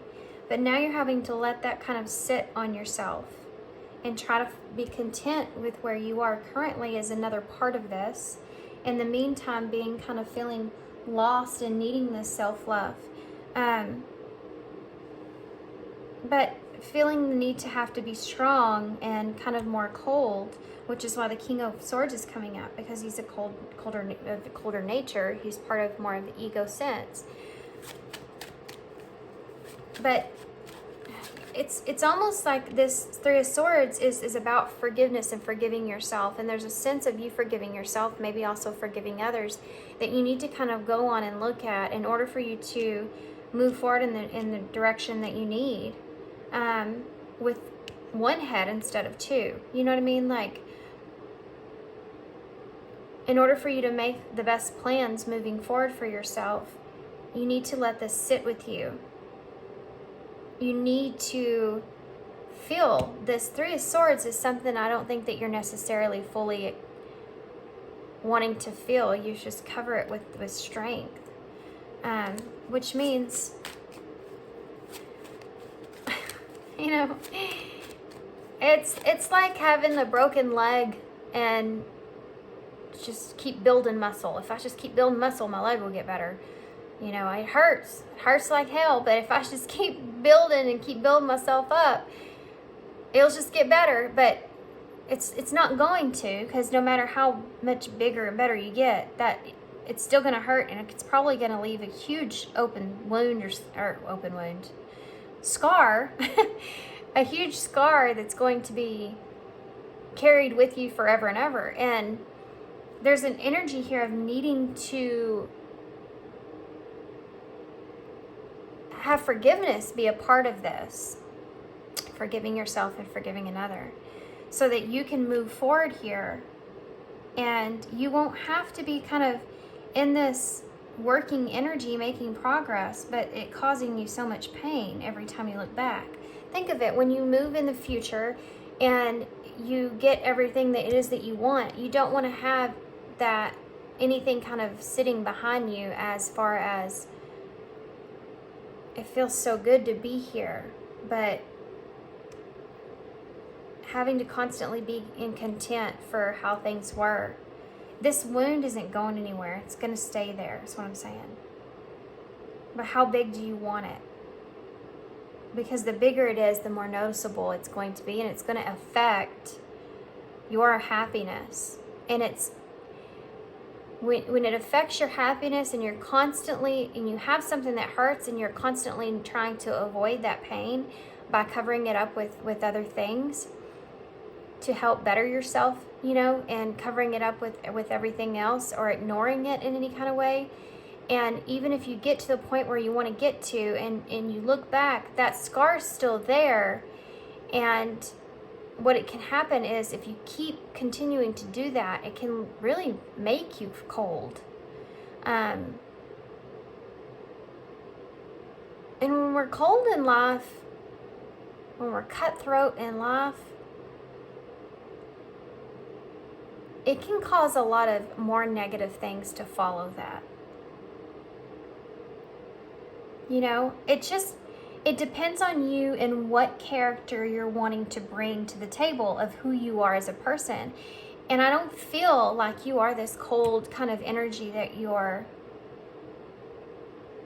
portraying. Oh my gosh, that's it right there, guys. That's it. I keep forgetting to turn my phone off in my readings because I have my clock, you know, in front of me so I can keep track of the time. And that's it.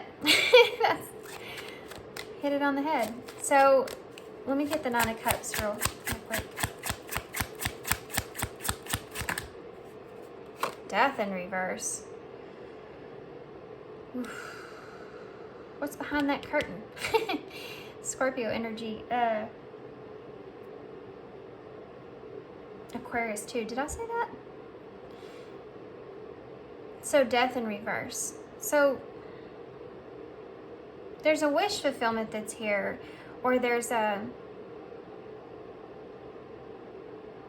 hope that you have. You know, this is about getting your wish, basically, and then enjoying it. And you have death here in reverse. There's something that you're clinging on to here when it comes to this. Or this change that you're trying to prevent here, that you don't want to take place. When death is in reverse, it's like we're denying ourselves self of change, or we don't want something to change. So if you're in this Nine of Cups, or this is just something that you want, this idea that you have, there's something here that you're in, this indulging kind of blissfulness that's here, right? That you don't want to change. Give me one more for that. Why is the Nine of Cups and death in reverse?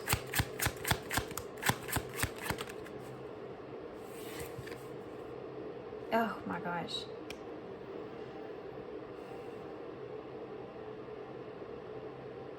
This is loss.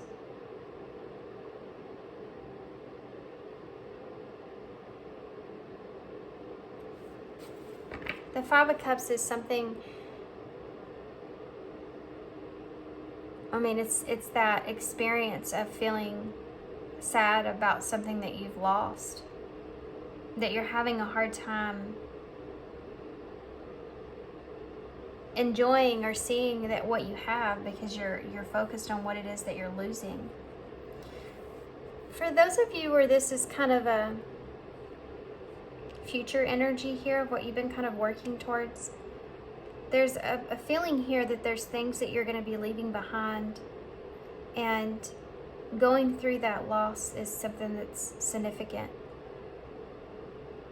But this is also you wanting something else to not change or to end.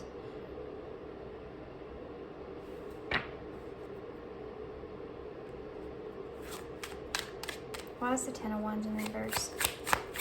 I'm nervous. Why is the Ten of Wands in reverse? Oh my gosh. Judgment. Absolutely. Facing judgment. So, the two cards that came out here when I asked what the Ten of Wands in reverse is the Two of Cups, which is a partnership, connection, and the Magician. So something that you were trying to manifest or manipulate, which could have been a partnership, in the way that you kind of wanted things to work out, because this is a part of manifestation. So it's like you didn't have everything it was that you needed in order to get this partnership here to work out in the way that you wanted. And So you've decided here, or you've had this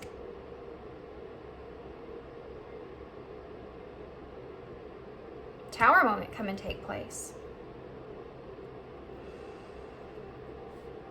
Judgment's on the bottom of the deck, which is important with the Emperor energy and the Ace of Cups. There's Strength again with the Queen of Swords. There's your counterpart energy. And the Queen of Wands is under that too. Oh, and the Queen of Pentacles. And the King of Pentacles. So the King of Pentacles and the Queen of Pentacles aren't seeing eye to eye. There's a whole freaking storyline back here. The Six of Swords is there too.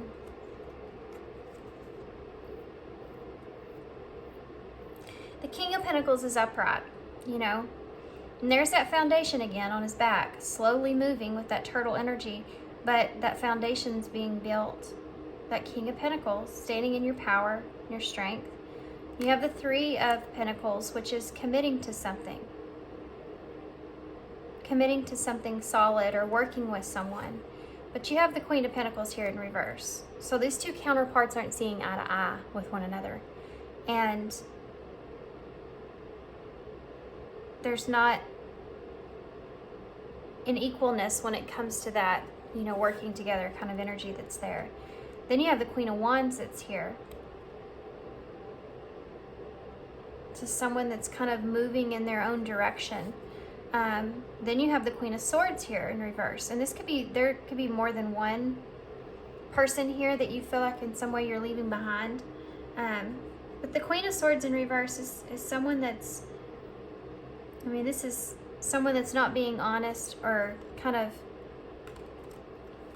not being supportive or cutting you out. Not communicating.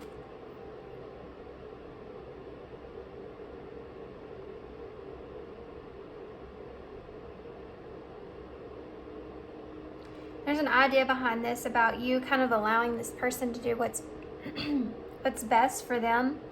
But that's harsh. You have Strength in reverse, which is, that's your kind of your weakness in a way, you know? And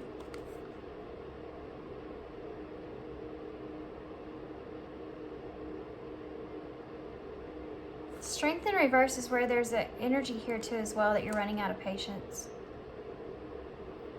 with this person.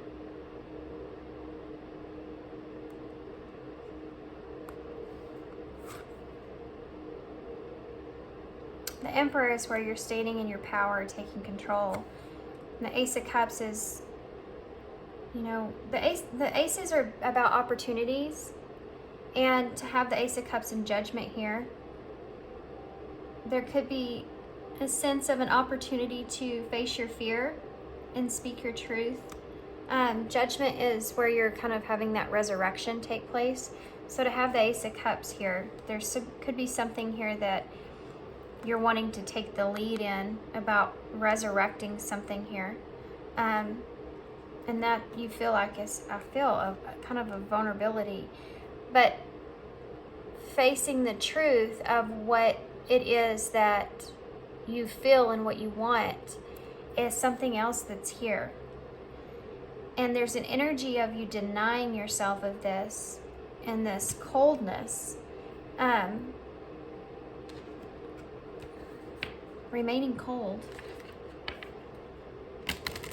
It's like this is something that you don't want to change. And it's bringing on this loss. And you feel lost. But it's, in the same sense, it's kind of you that's doing it as well. You know what I mean? Like, it's like having to do something that you feel like is the best thing to do, but you don't want to let go of what it is that you have. And you have to make some kind of choice here. And so that doesn't go exactly in the order that you anticipated it to go or wanted it to go.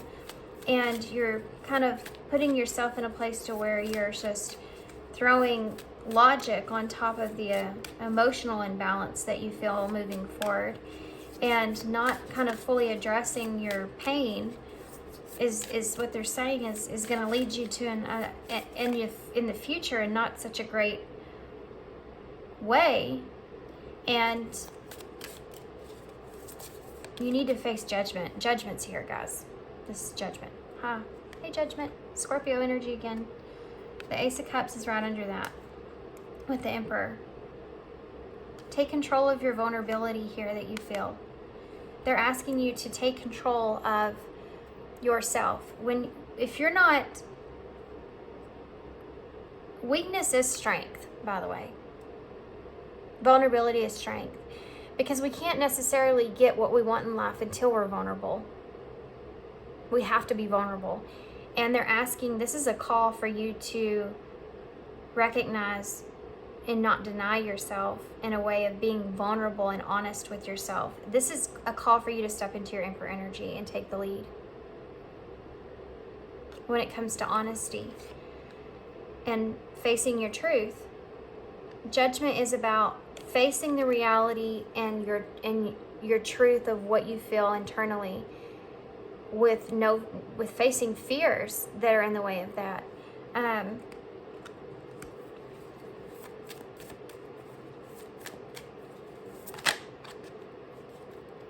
Okay. So these are Aziz cards, oracles, and we'll just take this one that just came out when I just shuffled. And I was thinking. So it says the wings of Aziz.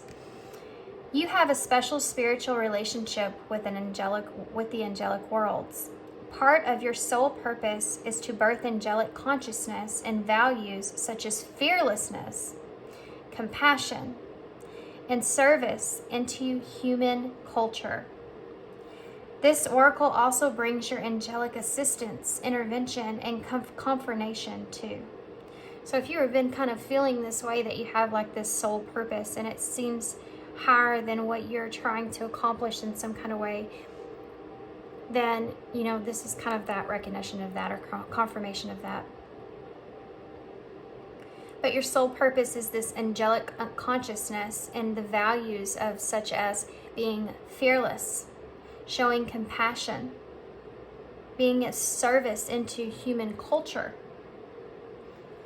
It has to do with self-love. You cannot express this, bring this, give this, offer this, any of that until you reach a point to where you love yourself first. And you can't love yourself by covering up your pain, by covering up the truth of how you feel. You have to be able to address it and cleanse it and clear it and be honest with it in order to be able to excel without carrying this pain with you.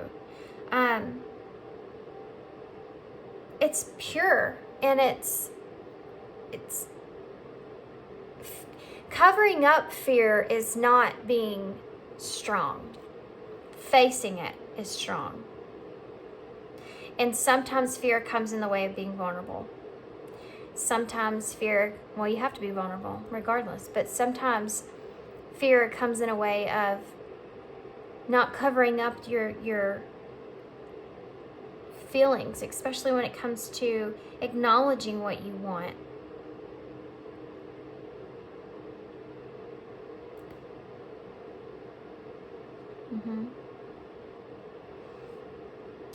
What? Okay, let's get some of these.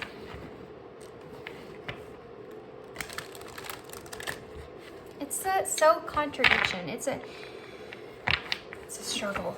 I want to see that. It's a struggle. It's that very heavy. I'm not gonna lie. It's that really heavy kind of masculine energy with that Emperor there as well. But and the King of Swords. So that's that ego. It's that sense of the ego fooling itself into thinking that strength is being stronger than your emotional self. But that's not it. You have to take the reins of your emotions. You have to recognize them, acknowledge them, feel them, address them, be truthful with them, so that you know and you're comfortable with it, so you can drive that chariot in the direction that you need to take with duality and understanding of the aspects that go into that. You have to address it, not just cover it up. You know?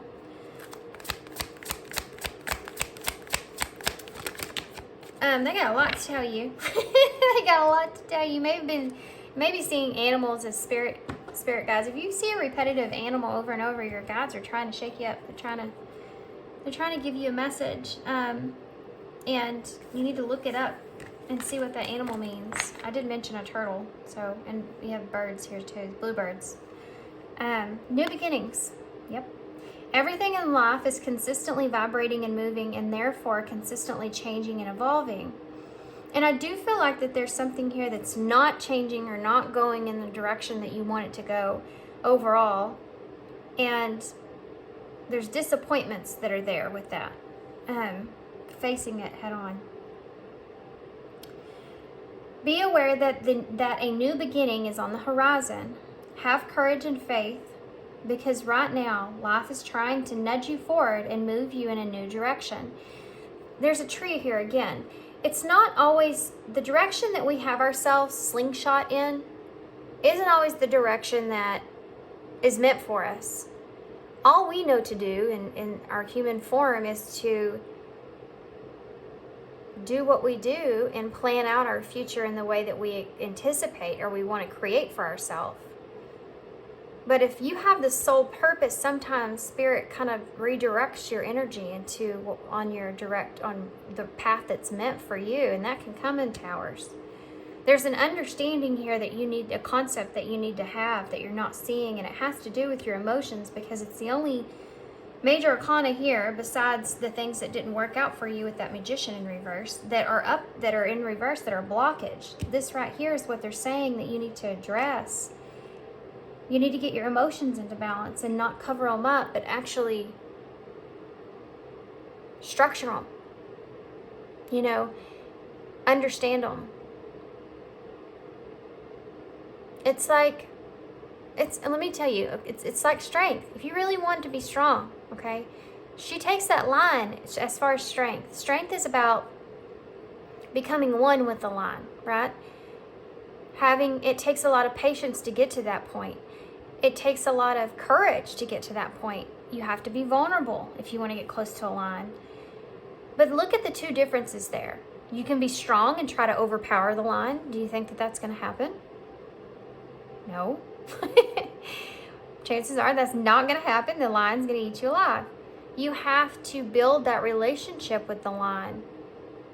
You have to build that relationship with yourself and understanding yourself and your vulnerability and your emotional self. You think of life in that way when you come to a tower moment or obstacle and being strong. Take that on. What is strength? Being patient with yourself, being compassionate with yourself, being calm with yourself. You wouldn't tell the line, calm the hell down. You would pet the line and say, it's okay, I'm right here. Calm down. You have to do this with yourself when it comes to your emotions. It's not about covering it up, because then it just comes out in anger or frustration or all these other negative kind of emotions if you neglect them. You have to get in that chariot and say, okay, I feel this way, not so great. My shadow side, not so great feelings here I got from my wounds, and I feel this way of what I want and what I desire, what I feel emotionally is in my best interest. You know, that kind of sense. Things that you need to address, the pain that you feel in a compassionate way. You need to put that together and drive those emotions forward. That's strength. That's strong. That is strength, guys. Being able to tame the line within is strength. Being able to control the emotional self is strength, and it's a constant battle. It's just like I said in pile 1, it's like a muscle. You have to consistently exercise that muscle of strength when it comes to the emotional self, and being strong is being compassionate with yourself, having self-love. Otherwise you just get lost and you try to remain content. The contentness is only going to be there for so long. So these are really interesting because we have new beginnings and we also have let go here in love.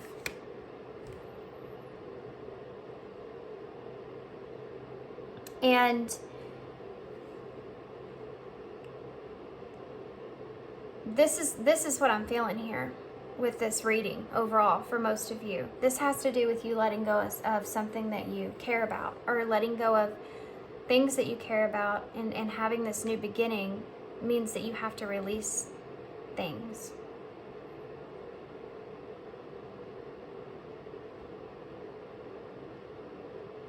Okay. Ready? So, let go. Once you let go of the outcome, you'll be able to release all the emotional constraints that have you held back in the past.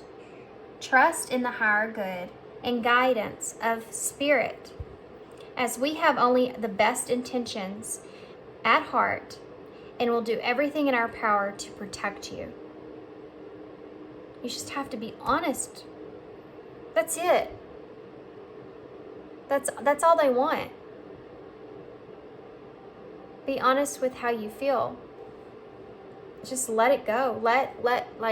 Just all that emotion that you're feeling, you just have to let that kind of out. You have to let it out.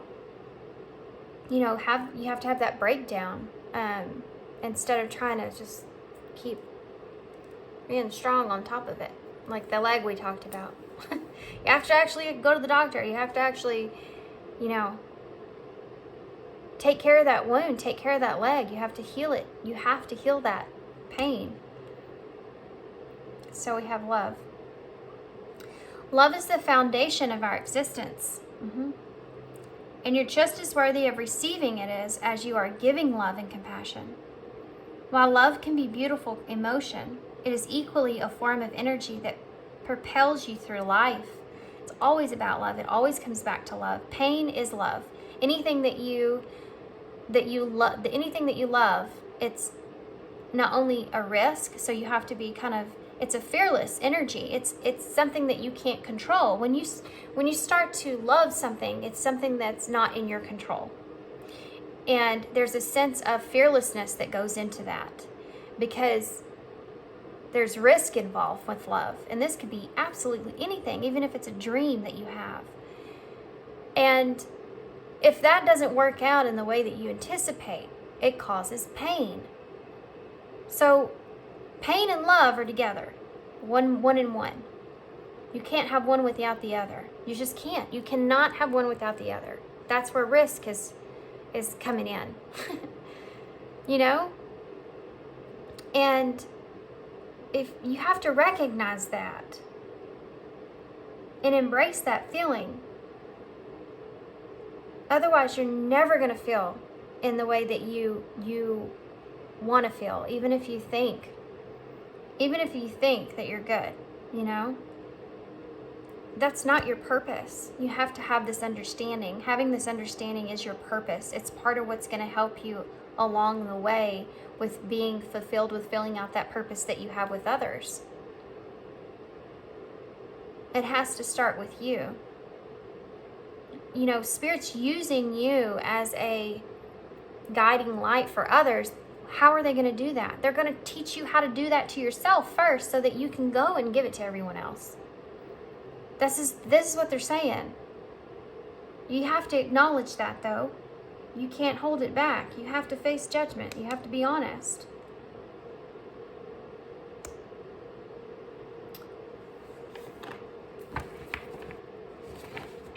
Also, this kind of keeps coming in a little bit. It hasn't come in fully. I'm going to actually pull a card for that. About you accepting love or receiving love, and not feeling worthy is something that's here. I just saw strength again. Tell me more about what I'm thinking about right now. Happiness. Imagine that. Look at this. New discoveries that lead to celebrations. Love yourself first. There you go. Loving yourself first. It is the ultimate way to bring happiness and to feel happiness. What else? I think that there's a place in you where you, and open up. I mean, come on. There's a place inside of you where you, recognition and codependency is something that's here as well. Manifestation is blocking that.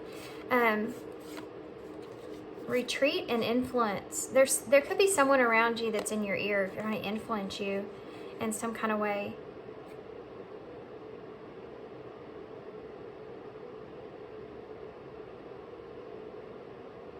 I don't know why that just came across.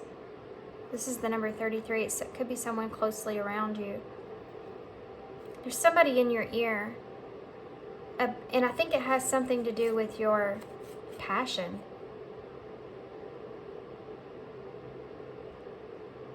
You need to feed that out. What no longer serves you.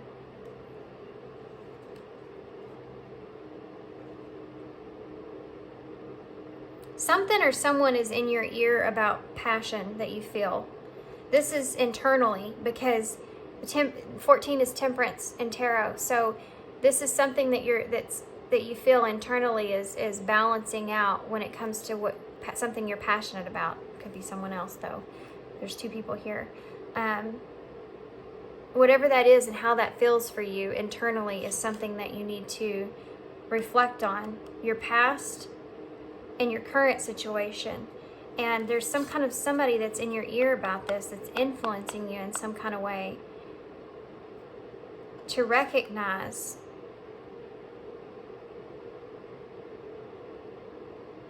if that's where the balance is there with that. There's something to do here with opening up about your happiness. Open up about what it is that you want and what it is that would bring you happiness here. And not keeping that locked up in this place of illusions. Anything else before okay? Acceptance. Accept past and current situations, work through issues gracefully. Yep. It's kind of what they're saying here is that happiness will come when you accept and open up. Yep.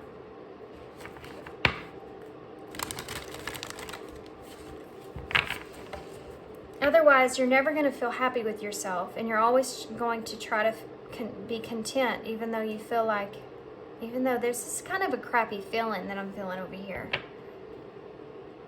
Like there's a hard energy on yourself.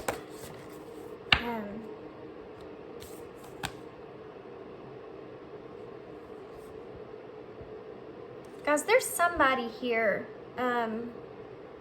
around you that or something that you're listening to. There's something that's coming into your ear. There's something that's in your ear about passion internally and how that sits with you. There's a negative kind of feeling that I'm feeling from that. I'm going to read this in just a minute. I have to pick a card for that because it's a weird feeling that I'm feeling and I don't know what to say about it.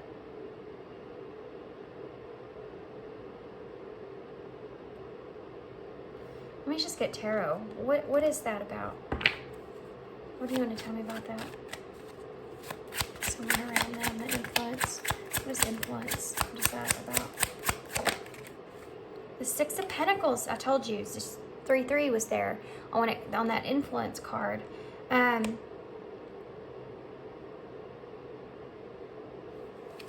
me more about this Six of Pentacles. The Four of Pentacles. This has something to do with your security or your boundaries and someone that's giving to you,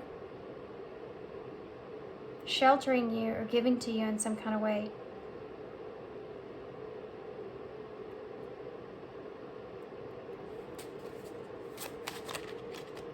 The Six of Cups. Soulmate energy. Look at that. I just talked about you giving something or somebody giving to you. There's a misunderstanding or something that's here about that and about your boundaries. And there's somebody that's influencing you when it comes to that. Overall energy for these cards, please. Ooh. It's part of what caused this ending here, this Ten of Swords. Oh, then this decision to end. This decision to end something. Let's go back through that one more time. You have the Ten of Swords, the Two of Swords. So there's a decision that was here to end something, cut something off. Do you see the way, I mean, this is kind of violent, but he's cutting his fingers off of the boat. So cut something off, and it has to do with the soulmate energy around you that was giving to you in some kind of way. Some kind of security or foundation that was there. There's somebody in your ear. There's some kind of influence about this and why this decision came about.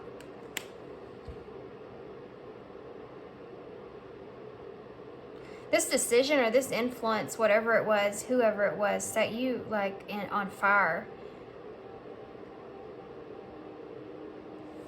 to make you make this decision.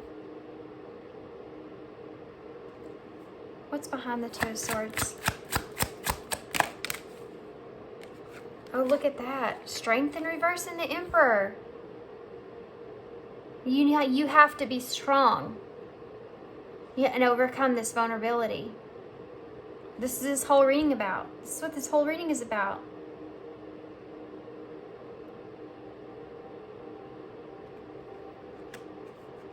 This is actually the reverse of what we just talked about with strength in reverse. This is the blockage.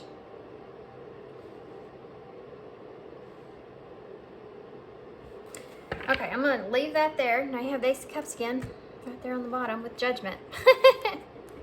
They're bringing you back to it, and now you have the King of Pentacles and the Three of Pentacles.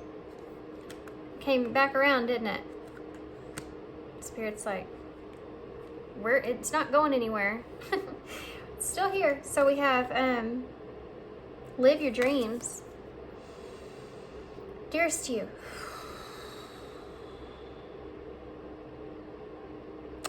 Isn't it amazing how things seem to come around again, full circle in ways that we could not possibly have planned?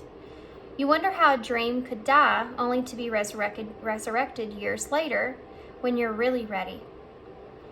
You thought it was time back then, but your wisdom knows better than your small self, whose desires are unmet. Now here you are with a new opportunity to do things from a different, more mature perspective. We want you to trust that in this new opportunity for rebirth, you will be called in two directions. And the one that is unfamiliar will be the right one. In the unknown places, the uncharted spaces of infinite potential, we are waiting to guide you into your fullest life. Big bounty will come if you remain in the present.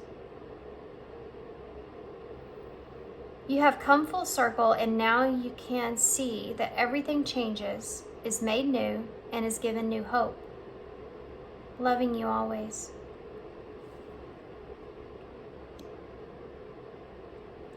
I'll let that sit with y'all. Let's get some key cards though. This may be another go. This may be a cycle that you're in, a repetitive cycle that you're in. Didn't I say that in the beginning, or was that pile 1? Maybe pile 1. Okay. So we have innocent, overwhelming, rest, relax, and relief. Be supportive. Brilliant. Look at that. Love, joy, and freedom.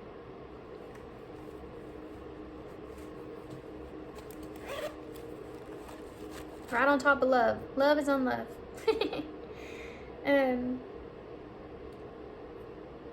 Love, joy, and freedom. I mean, that's the sun energy too is there too as well. Being free to love, free to have happiness. This innocent that's here. Something that is innocent, you know, but can be overwhelming at the same time. This let go, they're saying, I mean, this is part of like you releasing, right? This burden, this energy that you're holding is part of you just releasing that and being supportive.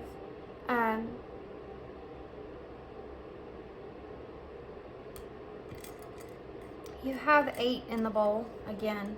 8. Look up the number 8. Look at the significance around 8. It's a mastery number, okay? It's about taking action and making progress and accomplishing things and moving forward. It's an infinity number as well. You also have 4, which is the foundation, and this is what we started your reading with. Having that security and solid foundation. But you have to have it within yourself. You can look at all these different houses that we see here, right? You have this one and this one and this one. It doesn't matter on the outside where you kind of put your foundation. The inside always is going to be the same. That's what you need to kind of really make solid. And always going to come back to yourself. Love is the foundation of your existence. So we have K-E-T-Q, and we also have an O, which is taking a leap. It's the full in tarot, or 0. C, look at that. Z-E-C. I was gonna say Zen. I don't know why I thought there was a N there. We have a heart, and we have 2 A's, an I. D, N, X, L, U, T. Not a whole lot here.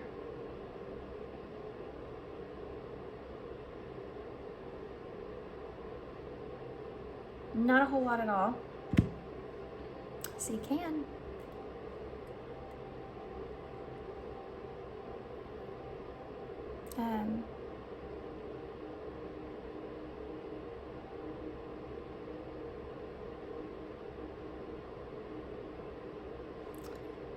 We have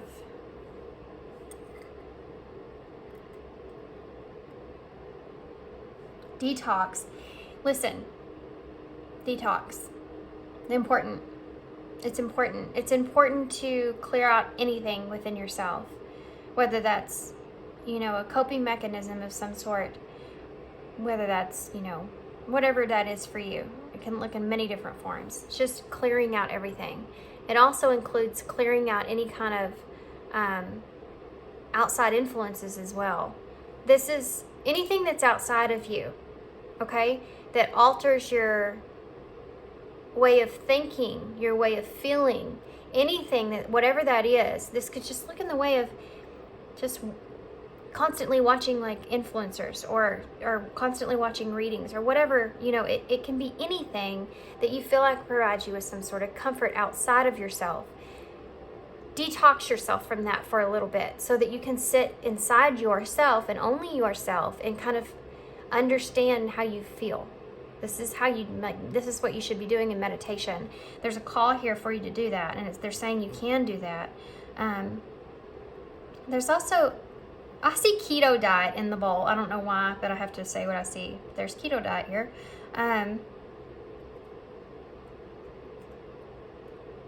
What else? Anything else? Anything else? Anything else? Anything else? Okay, I'm going to hold this up so y'all can see it.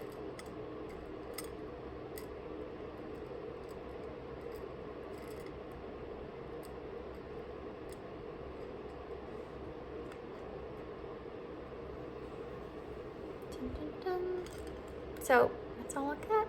Hope y'all enjoyed this reading. Hope this resonates. Hope it makes sense to you guys moving forward. And sending you my love and my light. And thanks for being here. And I hope to see you soon. Bye. Hey, pile 3. So pile 3, if you chose this is the Guardian of the Night Tarot. I've actually already started your reading. I had to restart. And because I had some technical issues. And I have to tell you, when that happens, sometimes I feel like it's because the energy's shifting at that time. And so I'm needing to kind of reset from what message needs to come out. So anyway, that's always kind of interesting. So this is we'll see if the similar cards came out, okay? This is the Enchanted Map Oracles.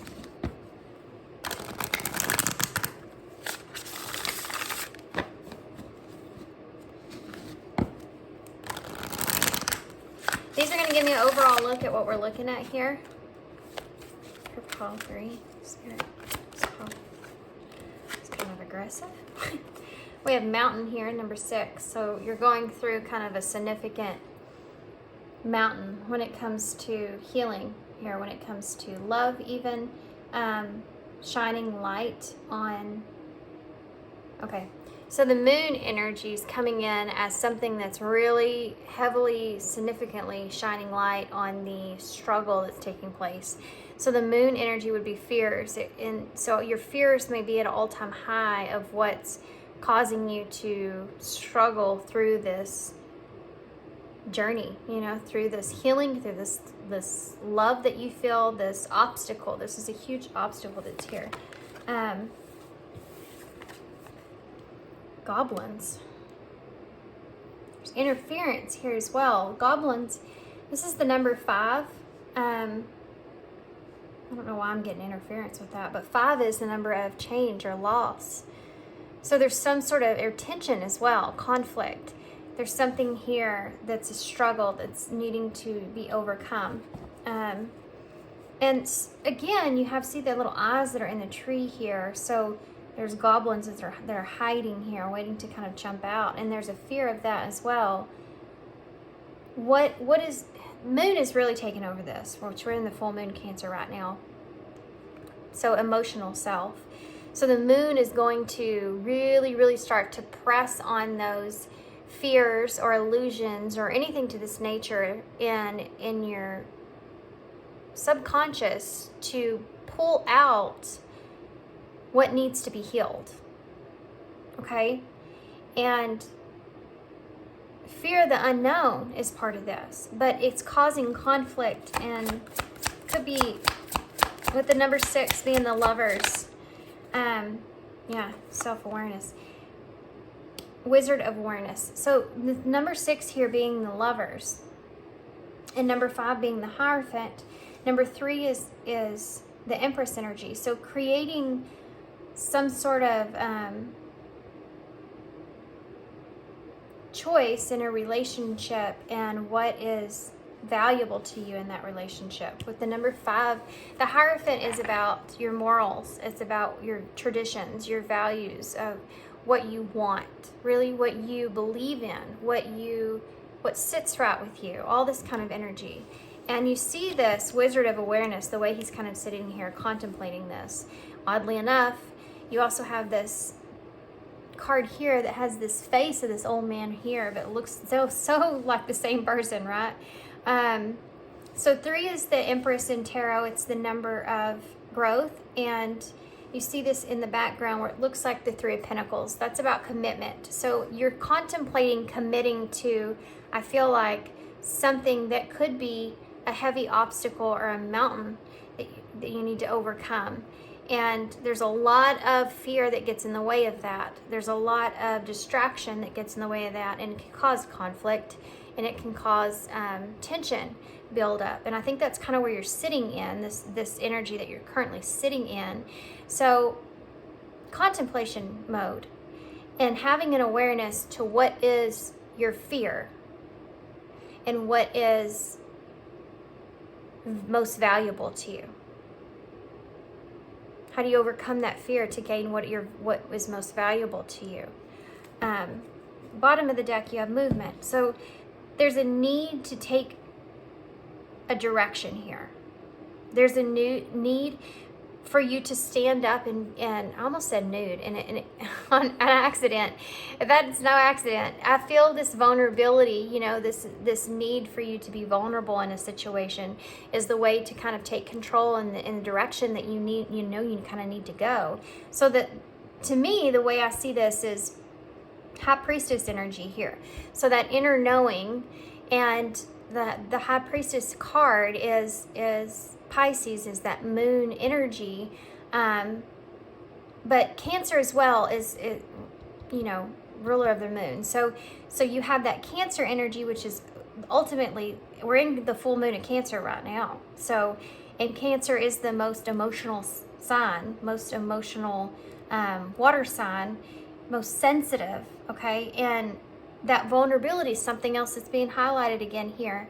And you kind of stepping into that inner knowing with that high priestess energy, going within the subconscious, looking deep within of what you really believe in and what you really desire and want for yourself with that Pisces energy, with I believe, you know? And an acknowledge of that. It has to do with you changing your belief system or thinking about or this underlining, intertwining feeling of secrets and karma playing out. That's Pisces. The 12th house, suspicions in your spirituality that plays into that and how that all kind of intertwines, which brings me back to the Hierophant. Same thing.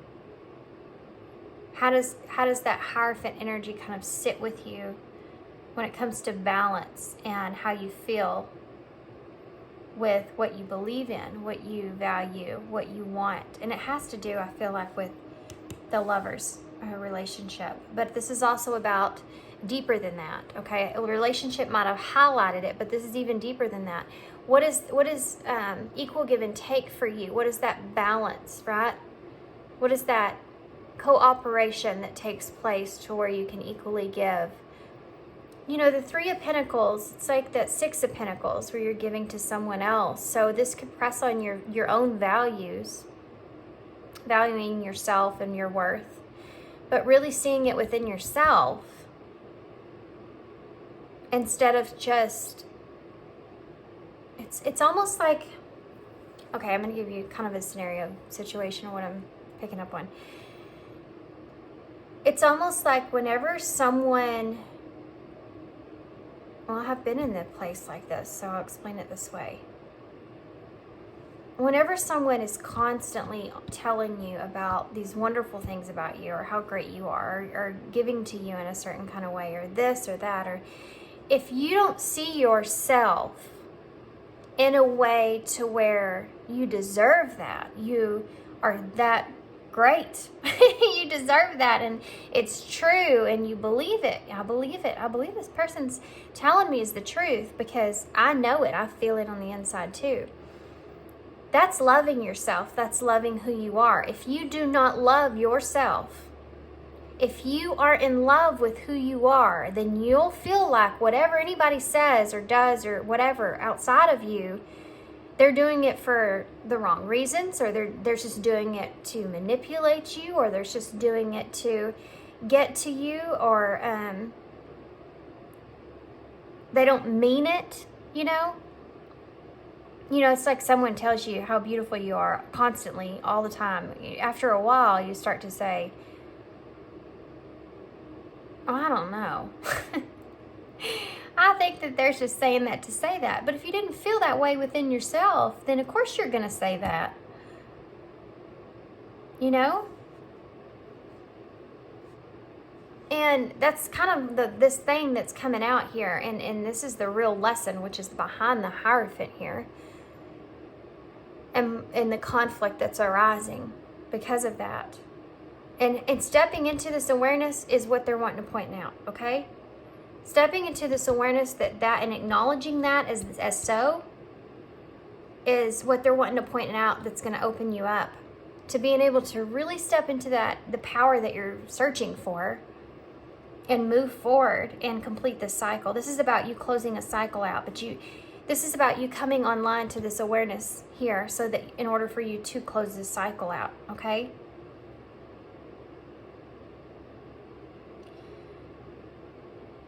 You're the one that has to now kind of step into that role of changes that you've made and giving and receiving, allowing someone to give to you, knowing you deserve it, is something that's here.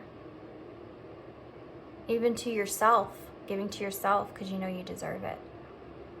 And not letting the moon bring up all these illusions to where it keeps you able to fully experience life. You know what I mean?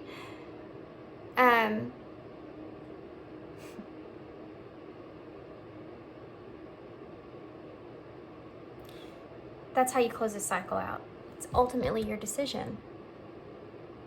the only way to balance things out of whatever situation you're in is to figure out this awareness so that you can now know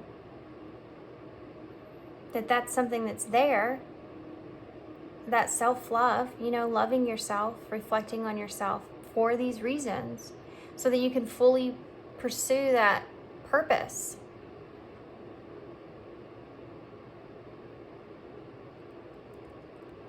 I'm going to pull some of these too.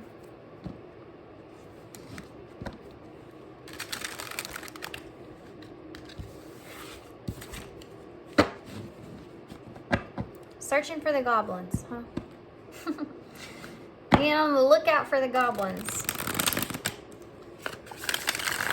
Sometimes it's funny because we can create so many illusions out of illusions. Like our fear, our imagination can be used for the greatest things, like manifesting something for yourself, getting your mindset in a better place, meditation and putting yourself in serenity. All this stuff's great, but they can also be used. Your imagination can also be used as something that is very not so good for you. Really bad. You can imagine dark, scary things, and you just have to be consciously aware of that and knowing the difference. And the only way is to know yourself and know what it is that you deserve. And not getting so far into seeing something that you're kind of questioning. Is that you're questioning it because it's looks scary or fearful of it? Or does that have something more to do with yourself and the things that you tell yourself?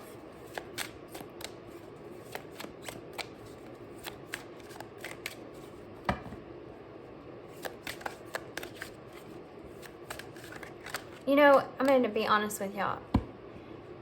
I've been in a situation where I had someone constantly telling me how pretty I was, how beautiful I was, this and that. And even though it's sweet, I never, I just brushed it off. I never felt it fully. I never got to appreciate it for what it was, because I didn't see myself in that same way. And where someone's trying to love you or show you affection or gratitude, and that's how spirit works. They use other people to show us and teach us things about ourselves that we don't see, and having gratitude for who we are as a person so that we can accept ourselves and come to oneness with ourselves. But I missed out on all those opportunities of that's being something that makes you feel good. And you can't get that outside of yourself. See, that's what that whole meaning is. Doesn't matter how many times that person said that to me, until I kind of ultimately started to see myself in that way, I would never accept it. And then I would also kind of be, well, they just wanting something from me, or they're just saying that so I'll be on their good side or whatever, You can do that in so many different areas of your life, and that's what they're kind of trying to get you to understand, so that you can move past that, have that awareness there, and work on it. Then you have to work on it. So what else for pile 3? Look at that. Wow. You have competition here, an unbreakable bond.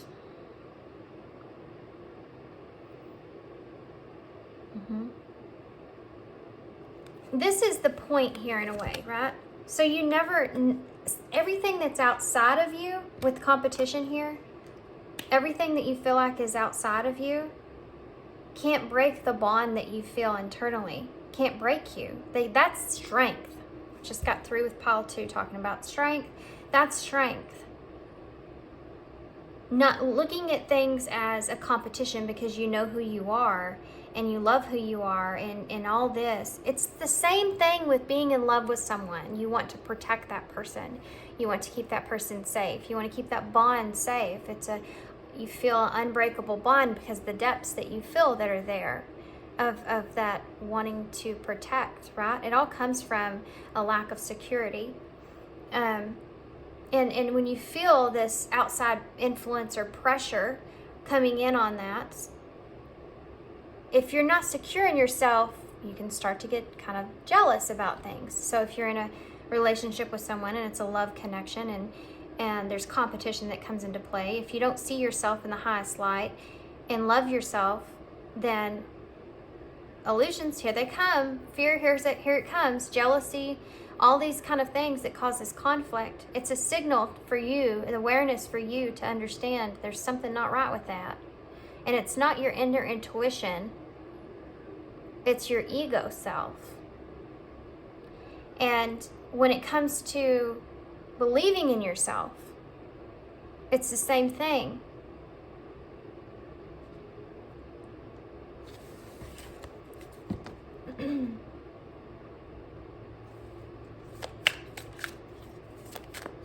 If this is a relationship with the lovers here in the unbreakable bond, this is something that you worry about.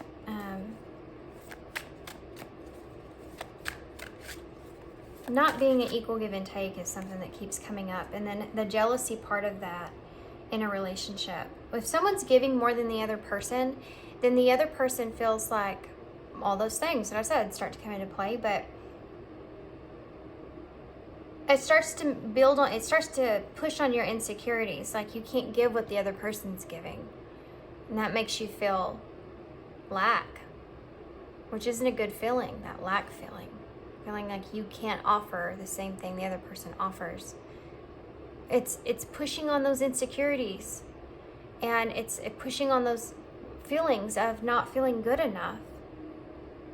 That's what I've been talking about here with loving yourself. It doesn't have to do with the other person's giving nature as much as it has to do with that you can't accept it. Because deep down, you don't feel like you deserve that.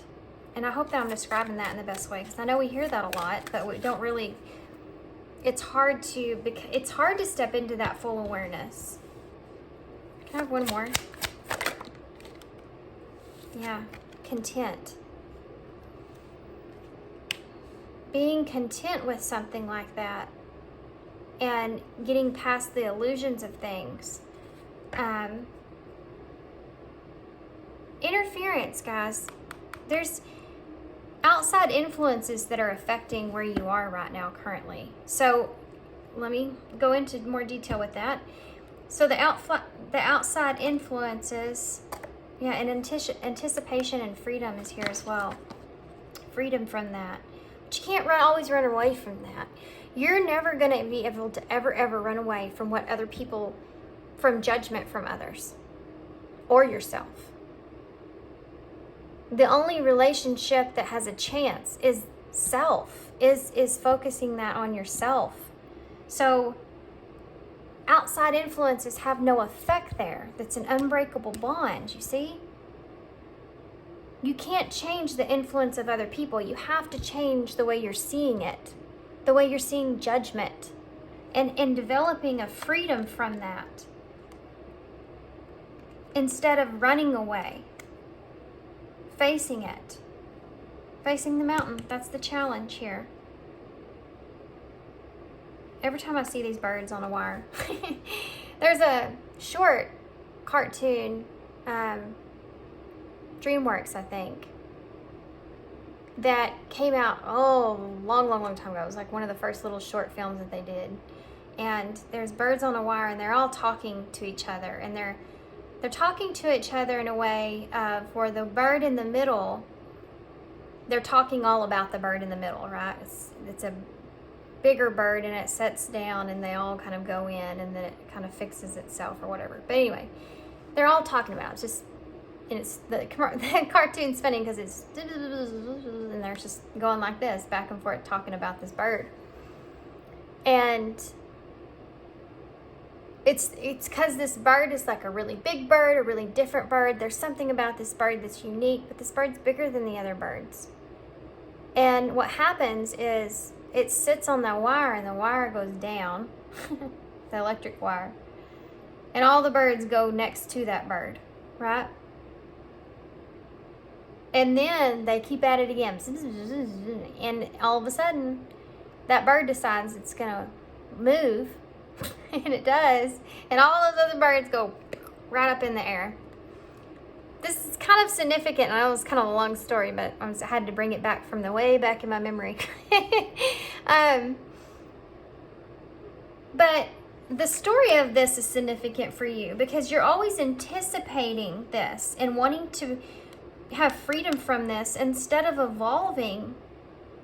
And until you evolve out of this judgment, you're never going to be able to have the opportunities that you want or clear yourself from things that aren't serving you. You can't run or cover that up. You have to face it. And facing judgment on yourself is the first place to start. Don't worry about all those other birds around you talking.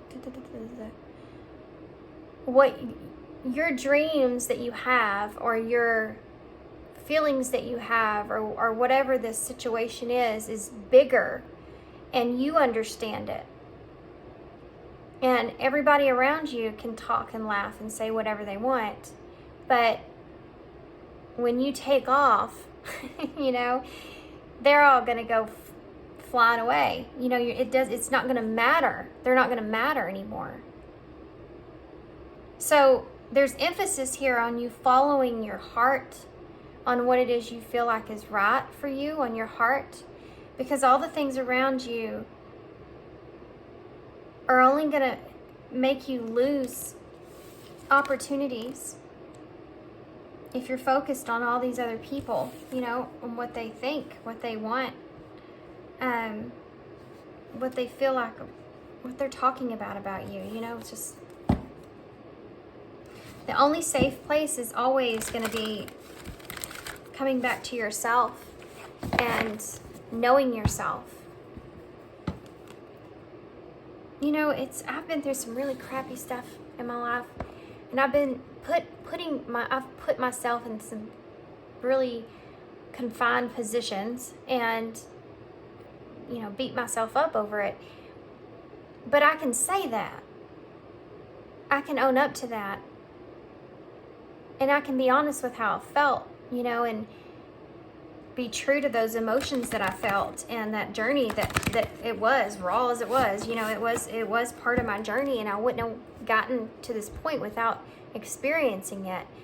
And when you come into this understanding and they have that love for yourself or compassion for yourself over that, you had to go through this experience or whatever, you get to the point where you don't care what other people think around that. You know, I just ran into somebody the other day, and I was telling them about how I kind of forgave this person from my past. And they're like, why did you do that? And I'm like, first I was thinking, they don't get it, you know? But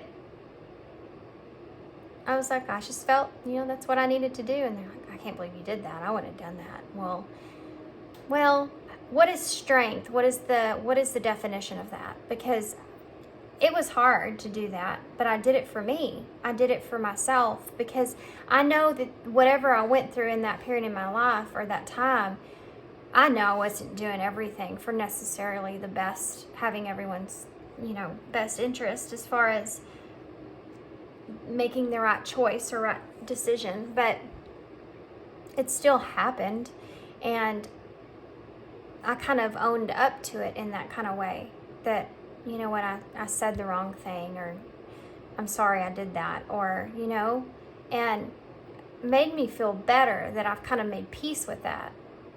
There's something to do here that something carries with you, something that's from your past, and the way others kind of see you is something that I think that you carry with you, and they're wanting you to alchemize it so that you can open up opportunities. Pile 3. The Two of Cups in reverse. This is a disconnect from a partnership that's here. And I was just thinking that when I was shuffling the deck, so it might be why it came out. But there's this unbreakable bond in competition. There is a significant, I feel like, relationship that's here. You have that Lovers that's here as well. That's a part of this, your storyline here. An unbreakable bond and being disconnected from that person. Not seeing eye to eye about that relationship. Both being very headstrong as well. And the World in reverse. Not learning a lesson, or something not closing out in the proper way. Something's not finished here either. And then you have the Magician, so something is still yet to come. Things are still being kind of manifested. The Eight of Pentacles in reverse. There's just a delay, there's a break, okay? There's a break that's taking place in order to probably regain some strength that's here. Why is the Two of Cups in reverse? The Fool.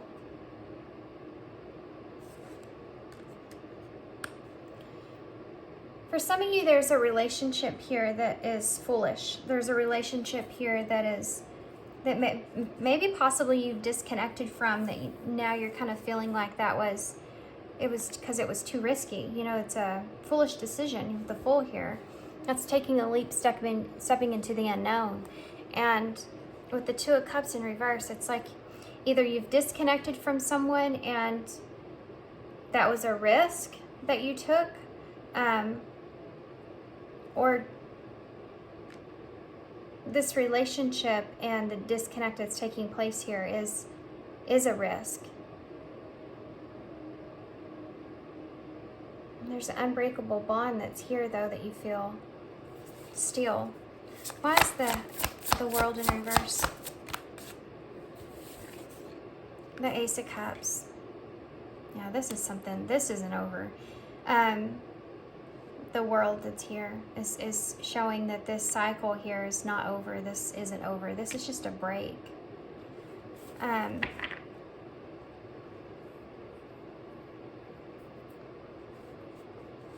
There's still something to be closed out here with this relationship. Why is the... Okay. The Queen of Pentacles. This is about manifesting what it is that you want.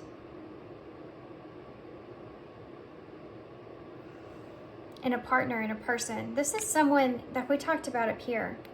The Queen of Pentacles is extremely generous. She has everything that she needs. She has all of her pentacles, you know. And this could be something that you're trying to manifest for yourself. You're trying to manifest someone like this that can be generous in this kind of way with you, or someone that's there that's grounded for you, someone that is that's an unbreakable bond. The Queen of Pentacles is that grounded relationship.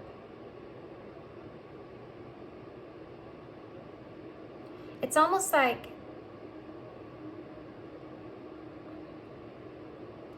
hold on, I'm going to go ahead and get the Eight of Pentacles before I say that. Seven of Cups in reverse. Being overwhelmed with what choice to make, so you don't kind of make a choice at all. And there's a break that's part of this. I don't know how to put effort into this. I don't know how to perceive. I'm too overwhelmed with making a choice. There's a call for movement.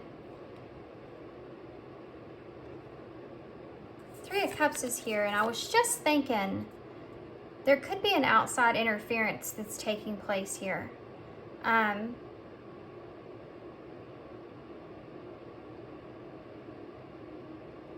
But you have the Sun. Here comes the Sun. There's a resting period that's taking place. You may be a little hot-headed here, guys. So, or hot and cold, or this Knight of Wands isn't so great when he's in reverse.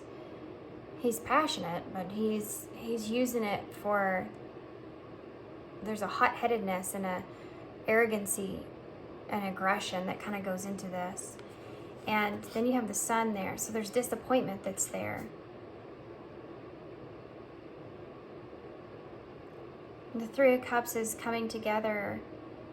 I think that you may be kind of, for some of you, you may be kind of disappointed in yourself about coming together here with someone, or how you came together here with someone.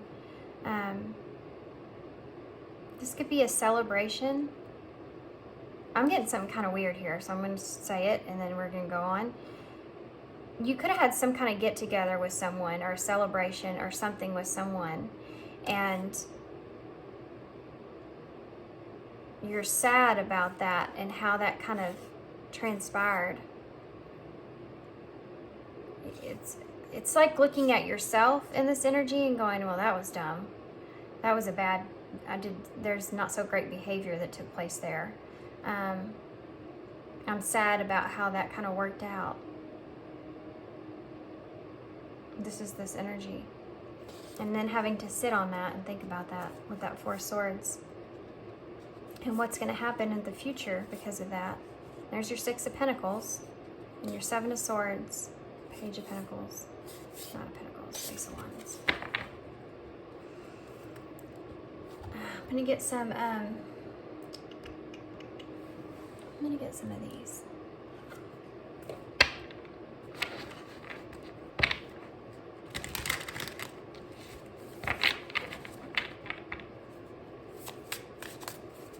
I have one for, what do they need to know they're not seeing here for the Two of Cups and the Fool? Balance.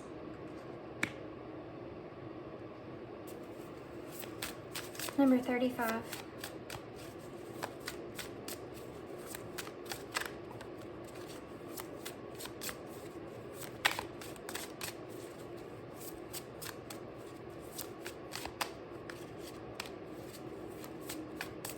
The Two of Cups in reverse can also represent, for me, kind of self-love, loving yourself in separation, you know, or loving yourself outside of, I mean, it's breaking a codependency as well, depending on someone else. Taking a leap towards something new is something to do with that is here as well, and finding balance in that. Finding balance in taking a leap towards something and moving away from something else is part of this for some reason. And finding the balance, finding the positive and negative influences of that leap that you want to take. Why is the World in reverse with Ace of Cups? Heartbreak. Oof. If this is a relationship that the outside world is not accepting of, that's where this heartbreak is coming in. 43, so reflection on that. The World is in reverse because the world is not going to accept that. It's that interference that's here as well. It's not going to resonate for everybody, but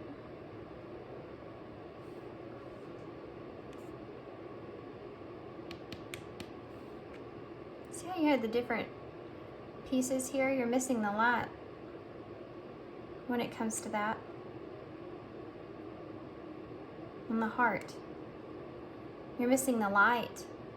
So when you're looking at a situation, you're thinking of that emotional investment or that new beginning in that direction of the negative, but you're not so much paying attention to the positive aspects of it.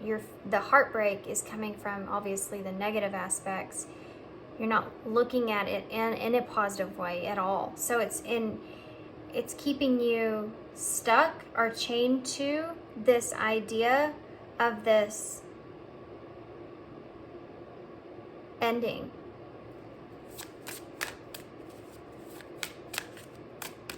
No idea what I just said. Okay.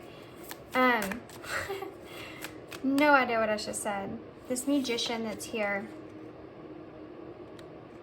Aries, Taurus energy. So really manifesting how, if this is a person, how this person is grounded with you, right? It's this unbreakable bond here. How this is stable. And trying to manifest that is something that's here.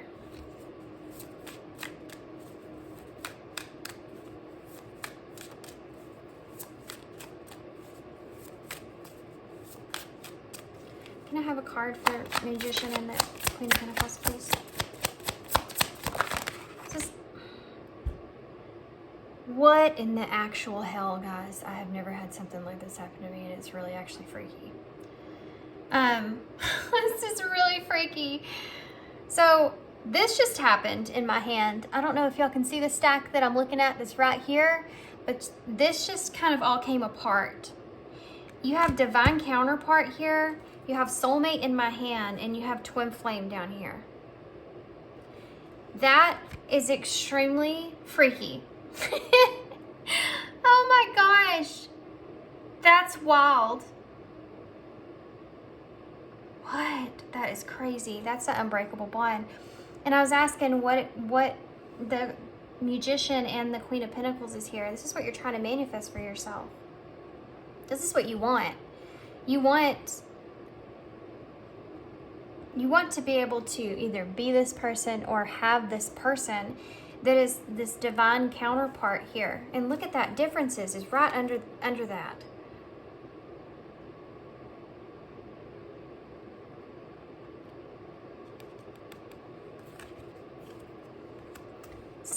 The soul connection that you feel is here.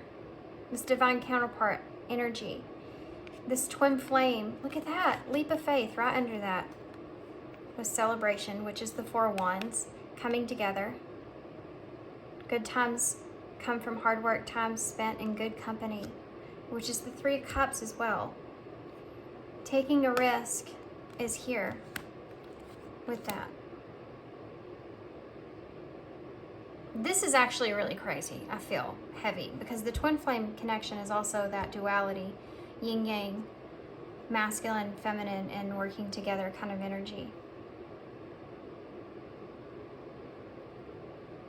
We're gonna keep going. That was really wild. So either that's what you're trying to manifest for yourself, or this is what you have that you don't want to let go of, right?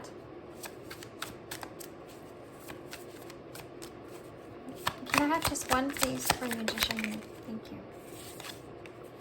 Open up. So that number 18 is the moon, and we talk so much about that up here. So this is asking you to open up about what it is that you want to manifest. You may feel something to do with time or running out of time is heavy here, because you have this, it just kind of keeps coming up for me, especially with the world, you know. You have the Fool here and the World here, which is the beginning of the major arcana and the end of it. And this Ace of Cups is in between. It's like this relationship or this connection isn't over. This love isn't over. You're just feeling this heartbreak over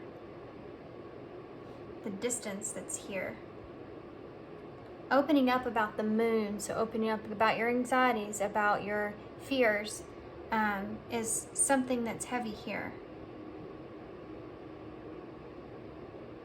Getting what it is that you want is something that's heavy here. And going back to what I said before about accepting and giving and receiving, allowing yourself to have, to get, just like getting. Look at that. Look at that. The number 21, the World, with confusion. And it's on top of the Eight of Pentacles in reverse with the Seven of Cups in reverse. This is unknown of how to kind of invest, or not really invest, how to kind of perceive forward, how to take action, not knowing what kind of action to take. You're confused about that. And the World is that distance or that ending or that closing, not knowing kind of what decision to make when it comes to that, closing out a cycle. Look at that. I just felt the need to turn this over for some weird reason. And you have codependency here. Now, I see this in different ways all the time. Just because it says codependency doesn't mean that's the only thing I see. Just like any of these other cards, I don't just see confusion. There's more to it than that. It's about making decisions and everything else that's behind that confusion. So with codependency, there's a fear, I feel like, that goes into this about you kind of becoming too reliable, too codependent on somebody. A fear of depending on someone else is part of your healing journey. I don't think that's something that's necessarily it's going to come out at this time, but there's someone here, divine counterpart, twin flame, soulmate, whoever that was, or all of them, it balled into one person. That trifecta of screwed up relationships. Good luck with that. This codependency here is something that you're trying to avoid or trying to keep from, and there's a fear behind that. And I don't mean that codependency is good. It's not. Having to depend on someone else, though, is a fear that's not good. Like if you fear that you're going to have to depend on anybody, I don't want to depend on anybody, but yet you have someone here that you want to remain stable with, in a way, that's dependency, you know? Codependency and inner independency, different. You need to kind of research that a little bit. When you're codependent on someone, that means you solely rely on that person to fulfill you in all your needs. When there's two people there that are interdependent, which I think is the ultimate goal here for you in this, if this is this connection here, which is that kind of twin flame connection. But if there's two people here that are kind of on that journey, they're searching, they're coming back to oneness, to wholeness, to themselves. You're not looking for your needs to be met within someone else. And that's kind of being highlighted here big time. But so if this person's triggering you, they're triggering you in a way, if they're giving to you in this kind of way, it's triggering you also to see that you don't want to be dependent on anyone else, and which is the light part of the trigger, not just the shadow. It's a good thing within inside yourself that you want to see. And it also pinpoints how you are also someone that wants to give, not just receive. And that's a good thing. You see, there's not always, in this connection, that is so awesome. I just realized this. With those cards that came out, divine counterparts are in our lives to help us to see something that we don't see. Someone to come in our lives to really shape, to make a significant influence in our life in some kind of way. They'll be in our lives for a long time, right? Divine counterpart. They have a divine purpose with you. Soulmate is someone that you have just in your life that is a soulmate that you can connect with, that can be there for you, you know. Our friends or soulmates, you know, that kind of connection. It's that Three of Cups kind of connection, but it can be romantic. It's more of that kind of energy that's there. Now, twin flame, wide open, inside out kind of experience to where it's going to point out all your shadows and make you look at them. For all three of those to come out, it's kind of crazy, but you could feel that way with this one person in all these areas, and that's why it's brings out this codependency, because it makes you that makes you scared. That's fearful.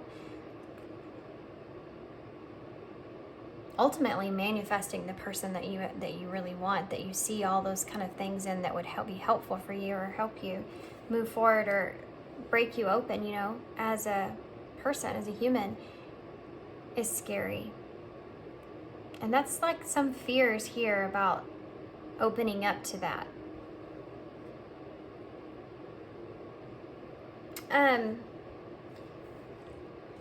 Let's get some eyes in before I get a other message here. Can you tell me? Moving forward from this, please, for pile 3, moving forward. Book. So, gain more knowledge. Use your intuition to seek the answers. So there's information here that you need to, I feel like for you guys, this has to do with you kind of looking into things that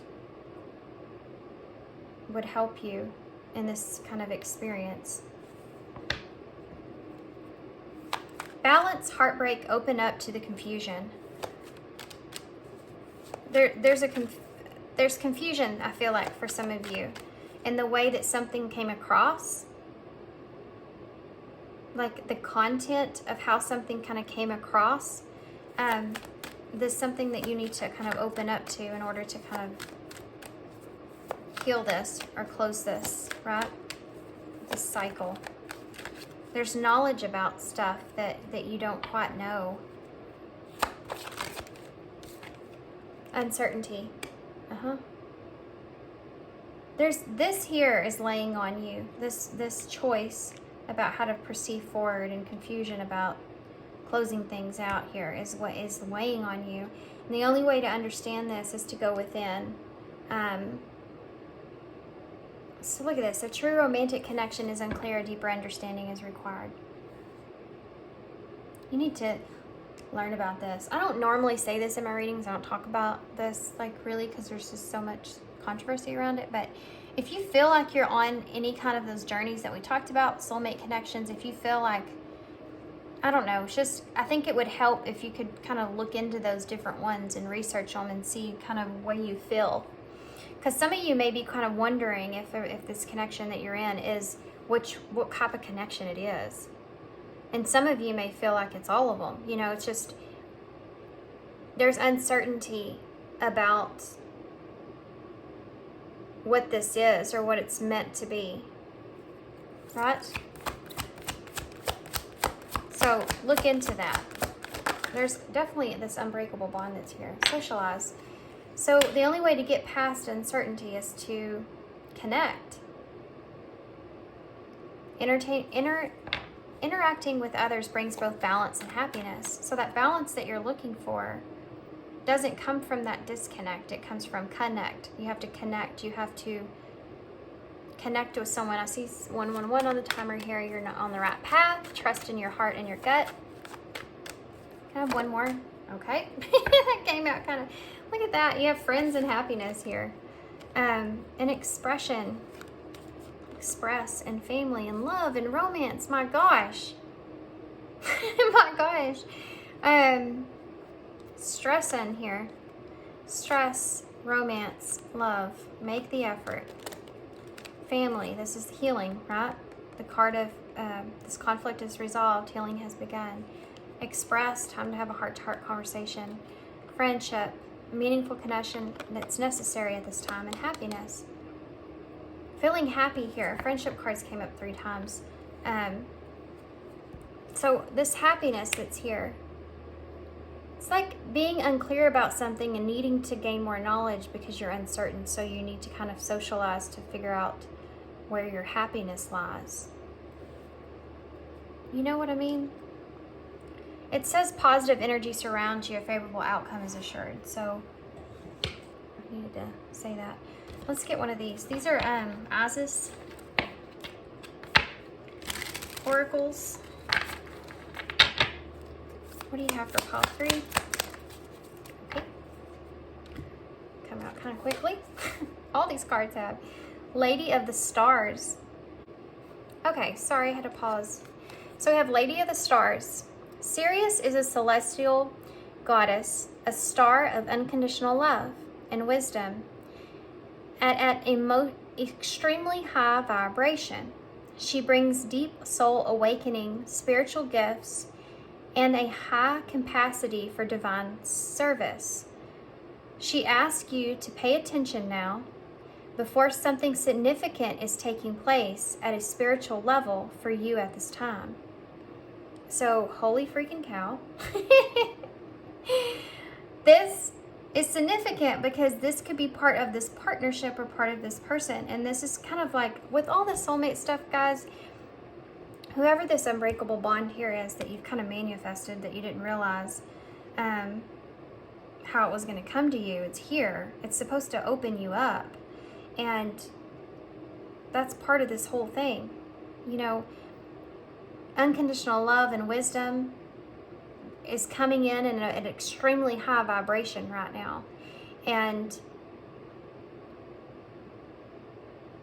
having this deep soul searching, also spiritual gifts, and a high capacity for divine service. So if there's something that you feel divinely guided to, or a divine service that you have that you can carry out, or you feel that capacity for that, then this is kind of why this is coming to the surface. This is why this is all kind of taking hold, right? But you need to pay attention to it, and the way that you need to look at it is in a more spiritual nature and not such a 3D kind of nature. It's taking place to advance you in your spiritual level, you know? It's meant to be here for you for a reason. And fear's kind of getting in the way of that big time. It doesn't have to do with there's interference that's big, and there's movement that needs to be made. Look at this. Underneath this card, you have heal the ouch.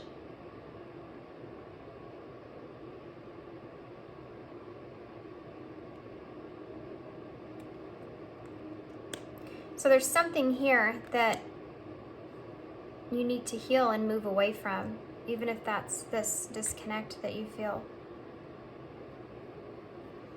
Okay, so that's there. I'm gonna get a question from this card, and we'll get a postcard from Spirit to close.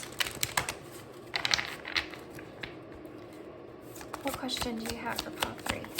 Maybe they need it in asking themselves. That one just wiggled its way out. I'm gonna take this one too. Who am I? Great question. What kinds of good and beautiful things am I experiencing in this moment? That's important. Those things are meant for you. It's just like the suffering and the pain and going through all that stuff is meant to help evolve you. So are the good things. There has to be duality. Just like we talked about this relationship here in that way. There's those negative parts to it that are poking on you and triggering you to see your shadows, but there's also it's also bringing the awareness of your strengths as well. But if you're not accepting that gift that you deserve, that you're not gonna excel in that part, and that's not your purpose. That's not how you fulfill your oneness and create your purpose. Soul solitude. Your soul needs attention. I mean, they're pushing this out here, trying to get you to see this. And by the way, which reminds me, underneath this, there's this card here with education and leader, and this leader's in reverse because you don't need anyone else to lead you here. It's within yourself. That's how you build that foundation, and they're wanting me to point that out. So there you go. Soul solitude. Your soul needs attention. There are moments when it's important to get away, not just from the noise of the outside world, but to find a place where your soul can experience peace and quiet, a place of soul solitude. This is a time to pause, a time to reflect, and a time for you. You need to kind of sit in this. I told you this. Didn't I tell you this? Pretty sure I did. You need to sit kind of in this place of solitude. And I'm going to take this top card here because all these rabbits, I don't know why. I just feel the need that I need to take that card. So I'm going to take it. Sitting in this quiet place before you because of this confusion that's taking place. Going within instead of looking outside of yourself. Instead of letting the interference influence you in such a way. Dearest you, isn't it amazing how things seem to come around again? Oh, this is the card that came out, and I think pile 2. Full circle in ways that you cannot possibly have planned.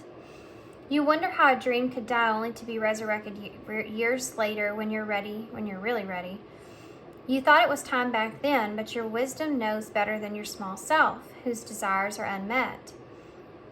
Now here you are in a new opportunity to do things from a different, more mature perspective. We want you to trust that in this new opportunity for rebirth, you will be called in two directions, and the one that is unfamiliar is the right one. In the unknown places, the uncharted spaces of infinite potential, we are waiting to guide you into the fullest life. Big bounty will come if you remain in the present. You have come full circle, and now you can see that everything changes, is made new, and is given new hope. Loving you always. I just feel need to pull one more. Sorry, but I do. I just feel it. Thanks. I feel like I need to. Let's just see what it says. With love. This came out the other day too, I feel like.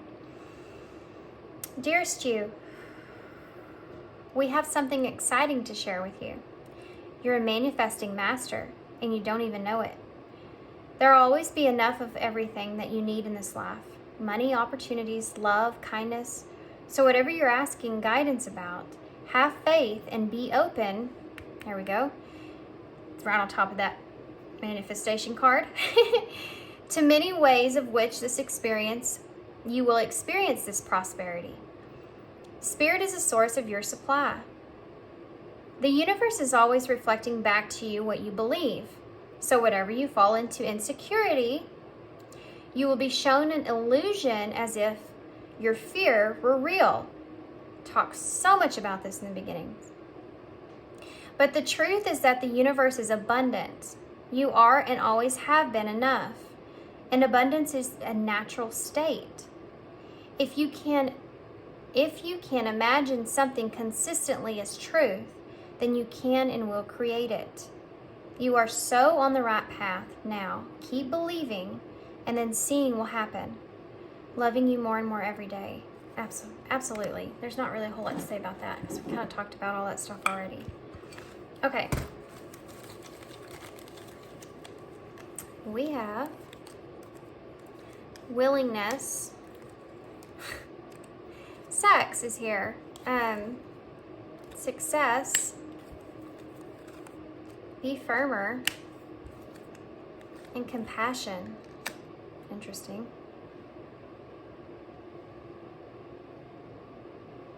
I'm gonna let y'all take these. I'm not gonna lie, because this one's making me nervous.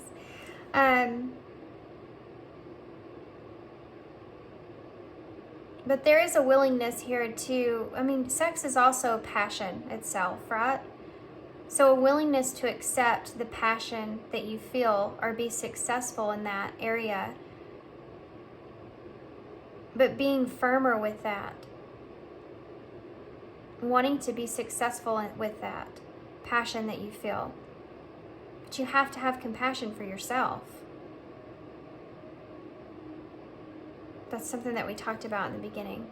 Give me one more for sex, please. Help me understand that.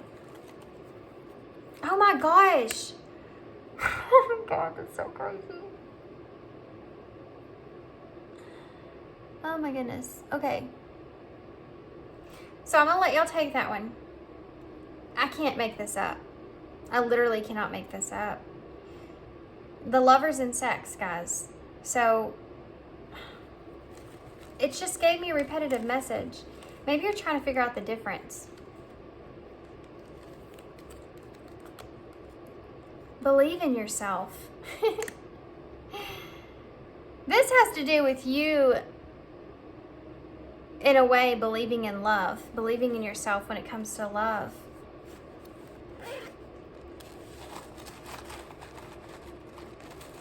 It's like someone kind of, if you believe it's sex, then it's sex. If you believe that it's like a love, then it's love. It just depends on what you believe in. A willingness to accept that is something else that's here as well.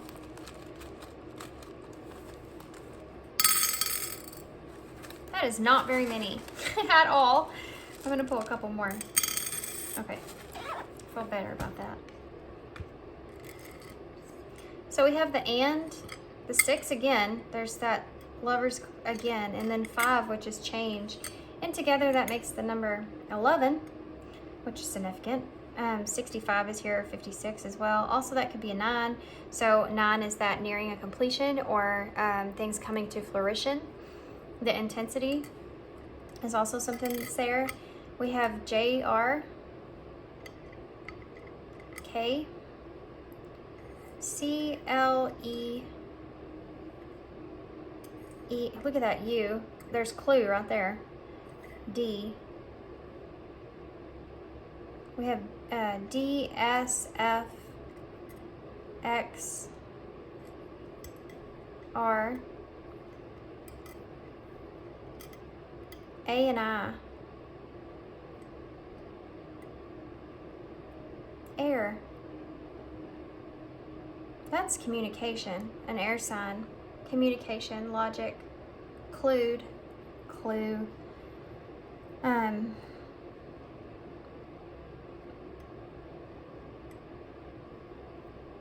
What else? Clouds. There's not an O here, but clouds and air. So the 9 of Swords is coming to mind for some reason. Be careful about the anxiety or the fear. There's just, it's another reminder of that.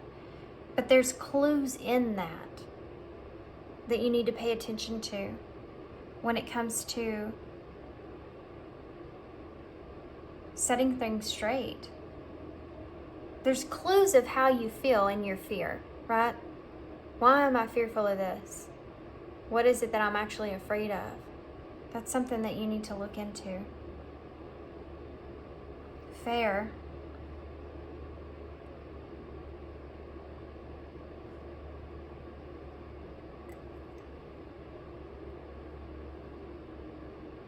Friday.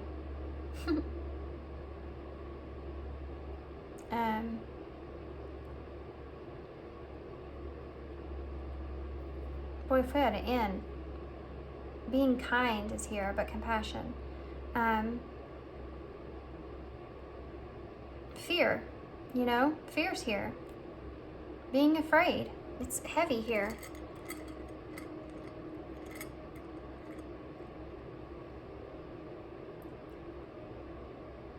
Fraction. Sex, again.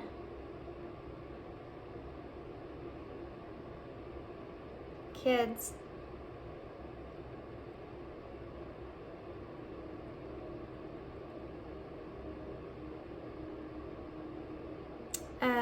Anything else? Likes.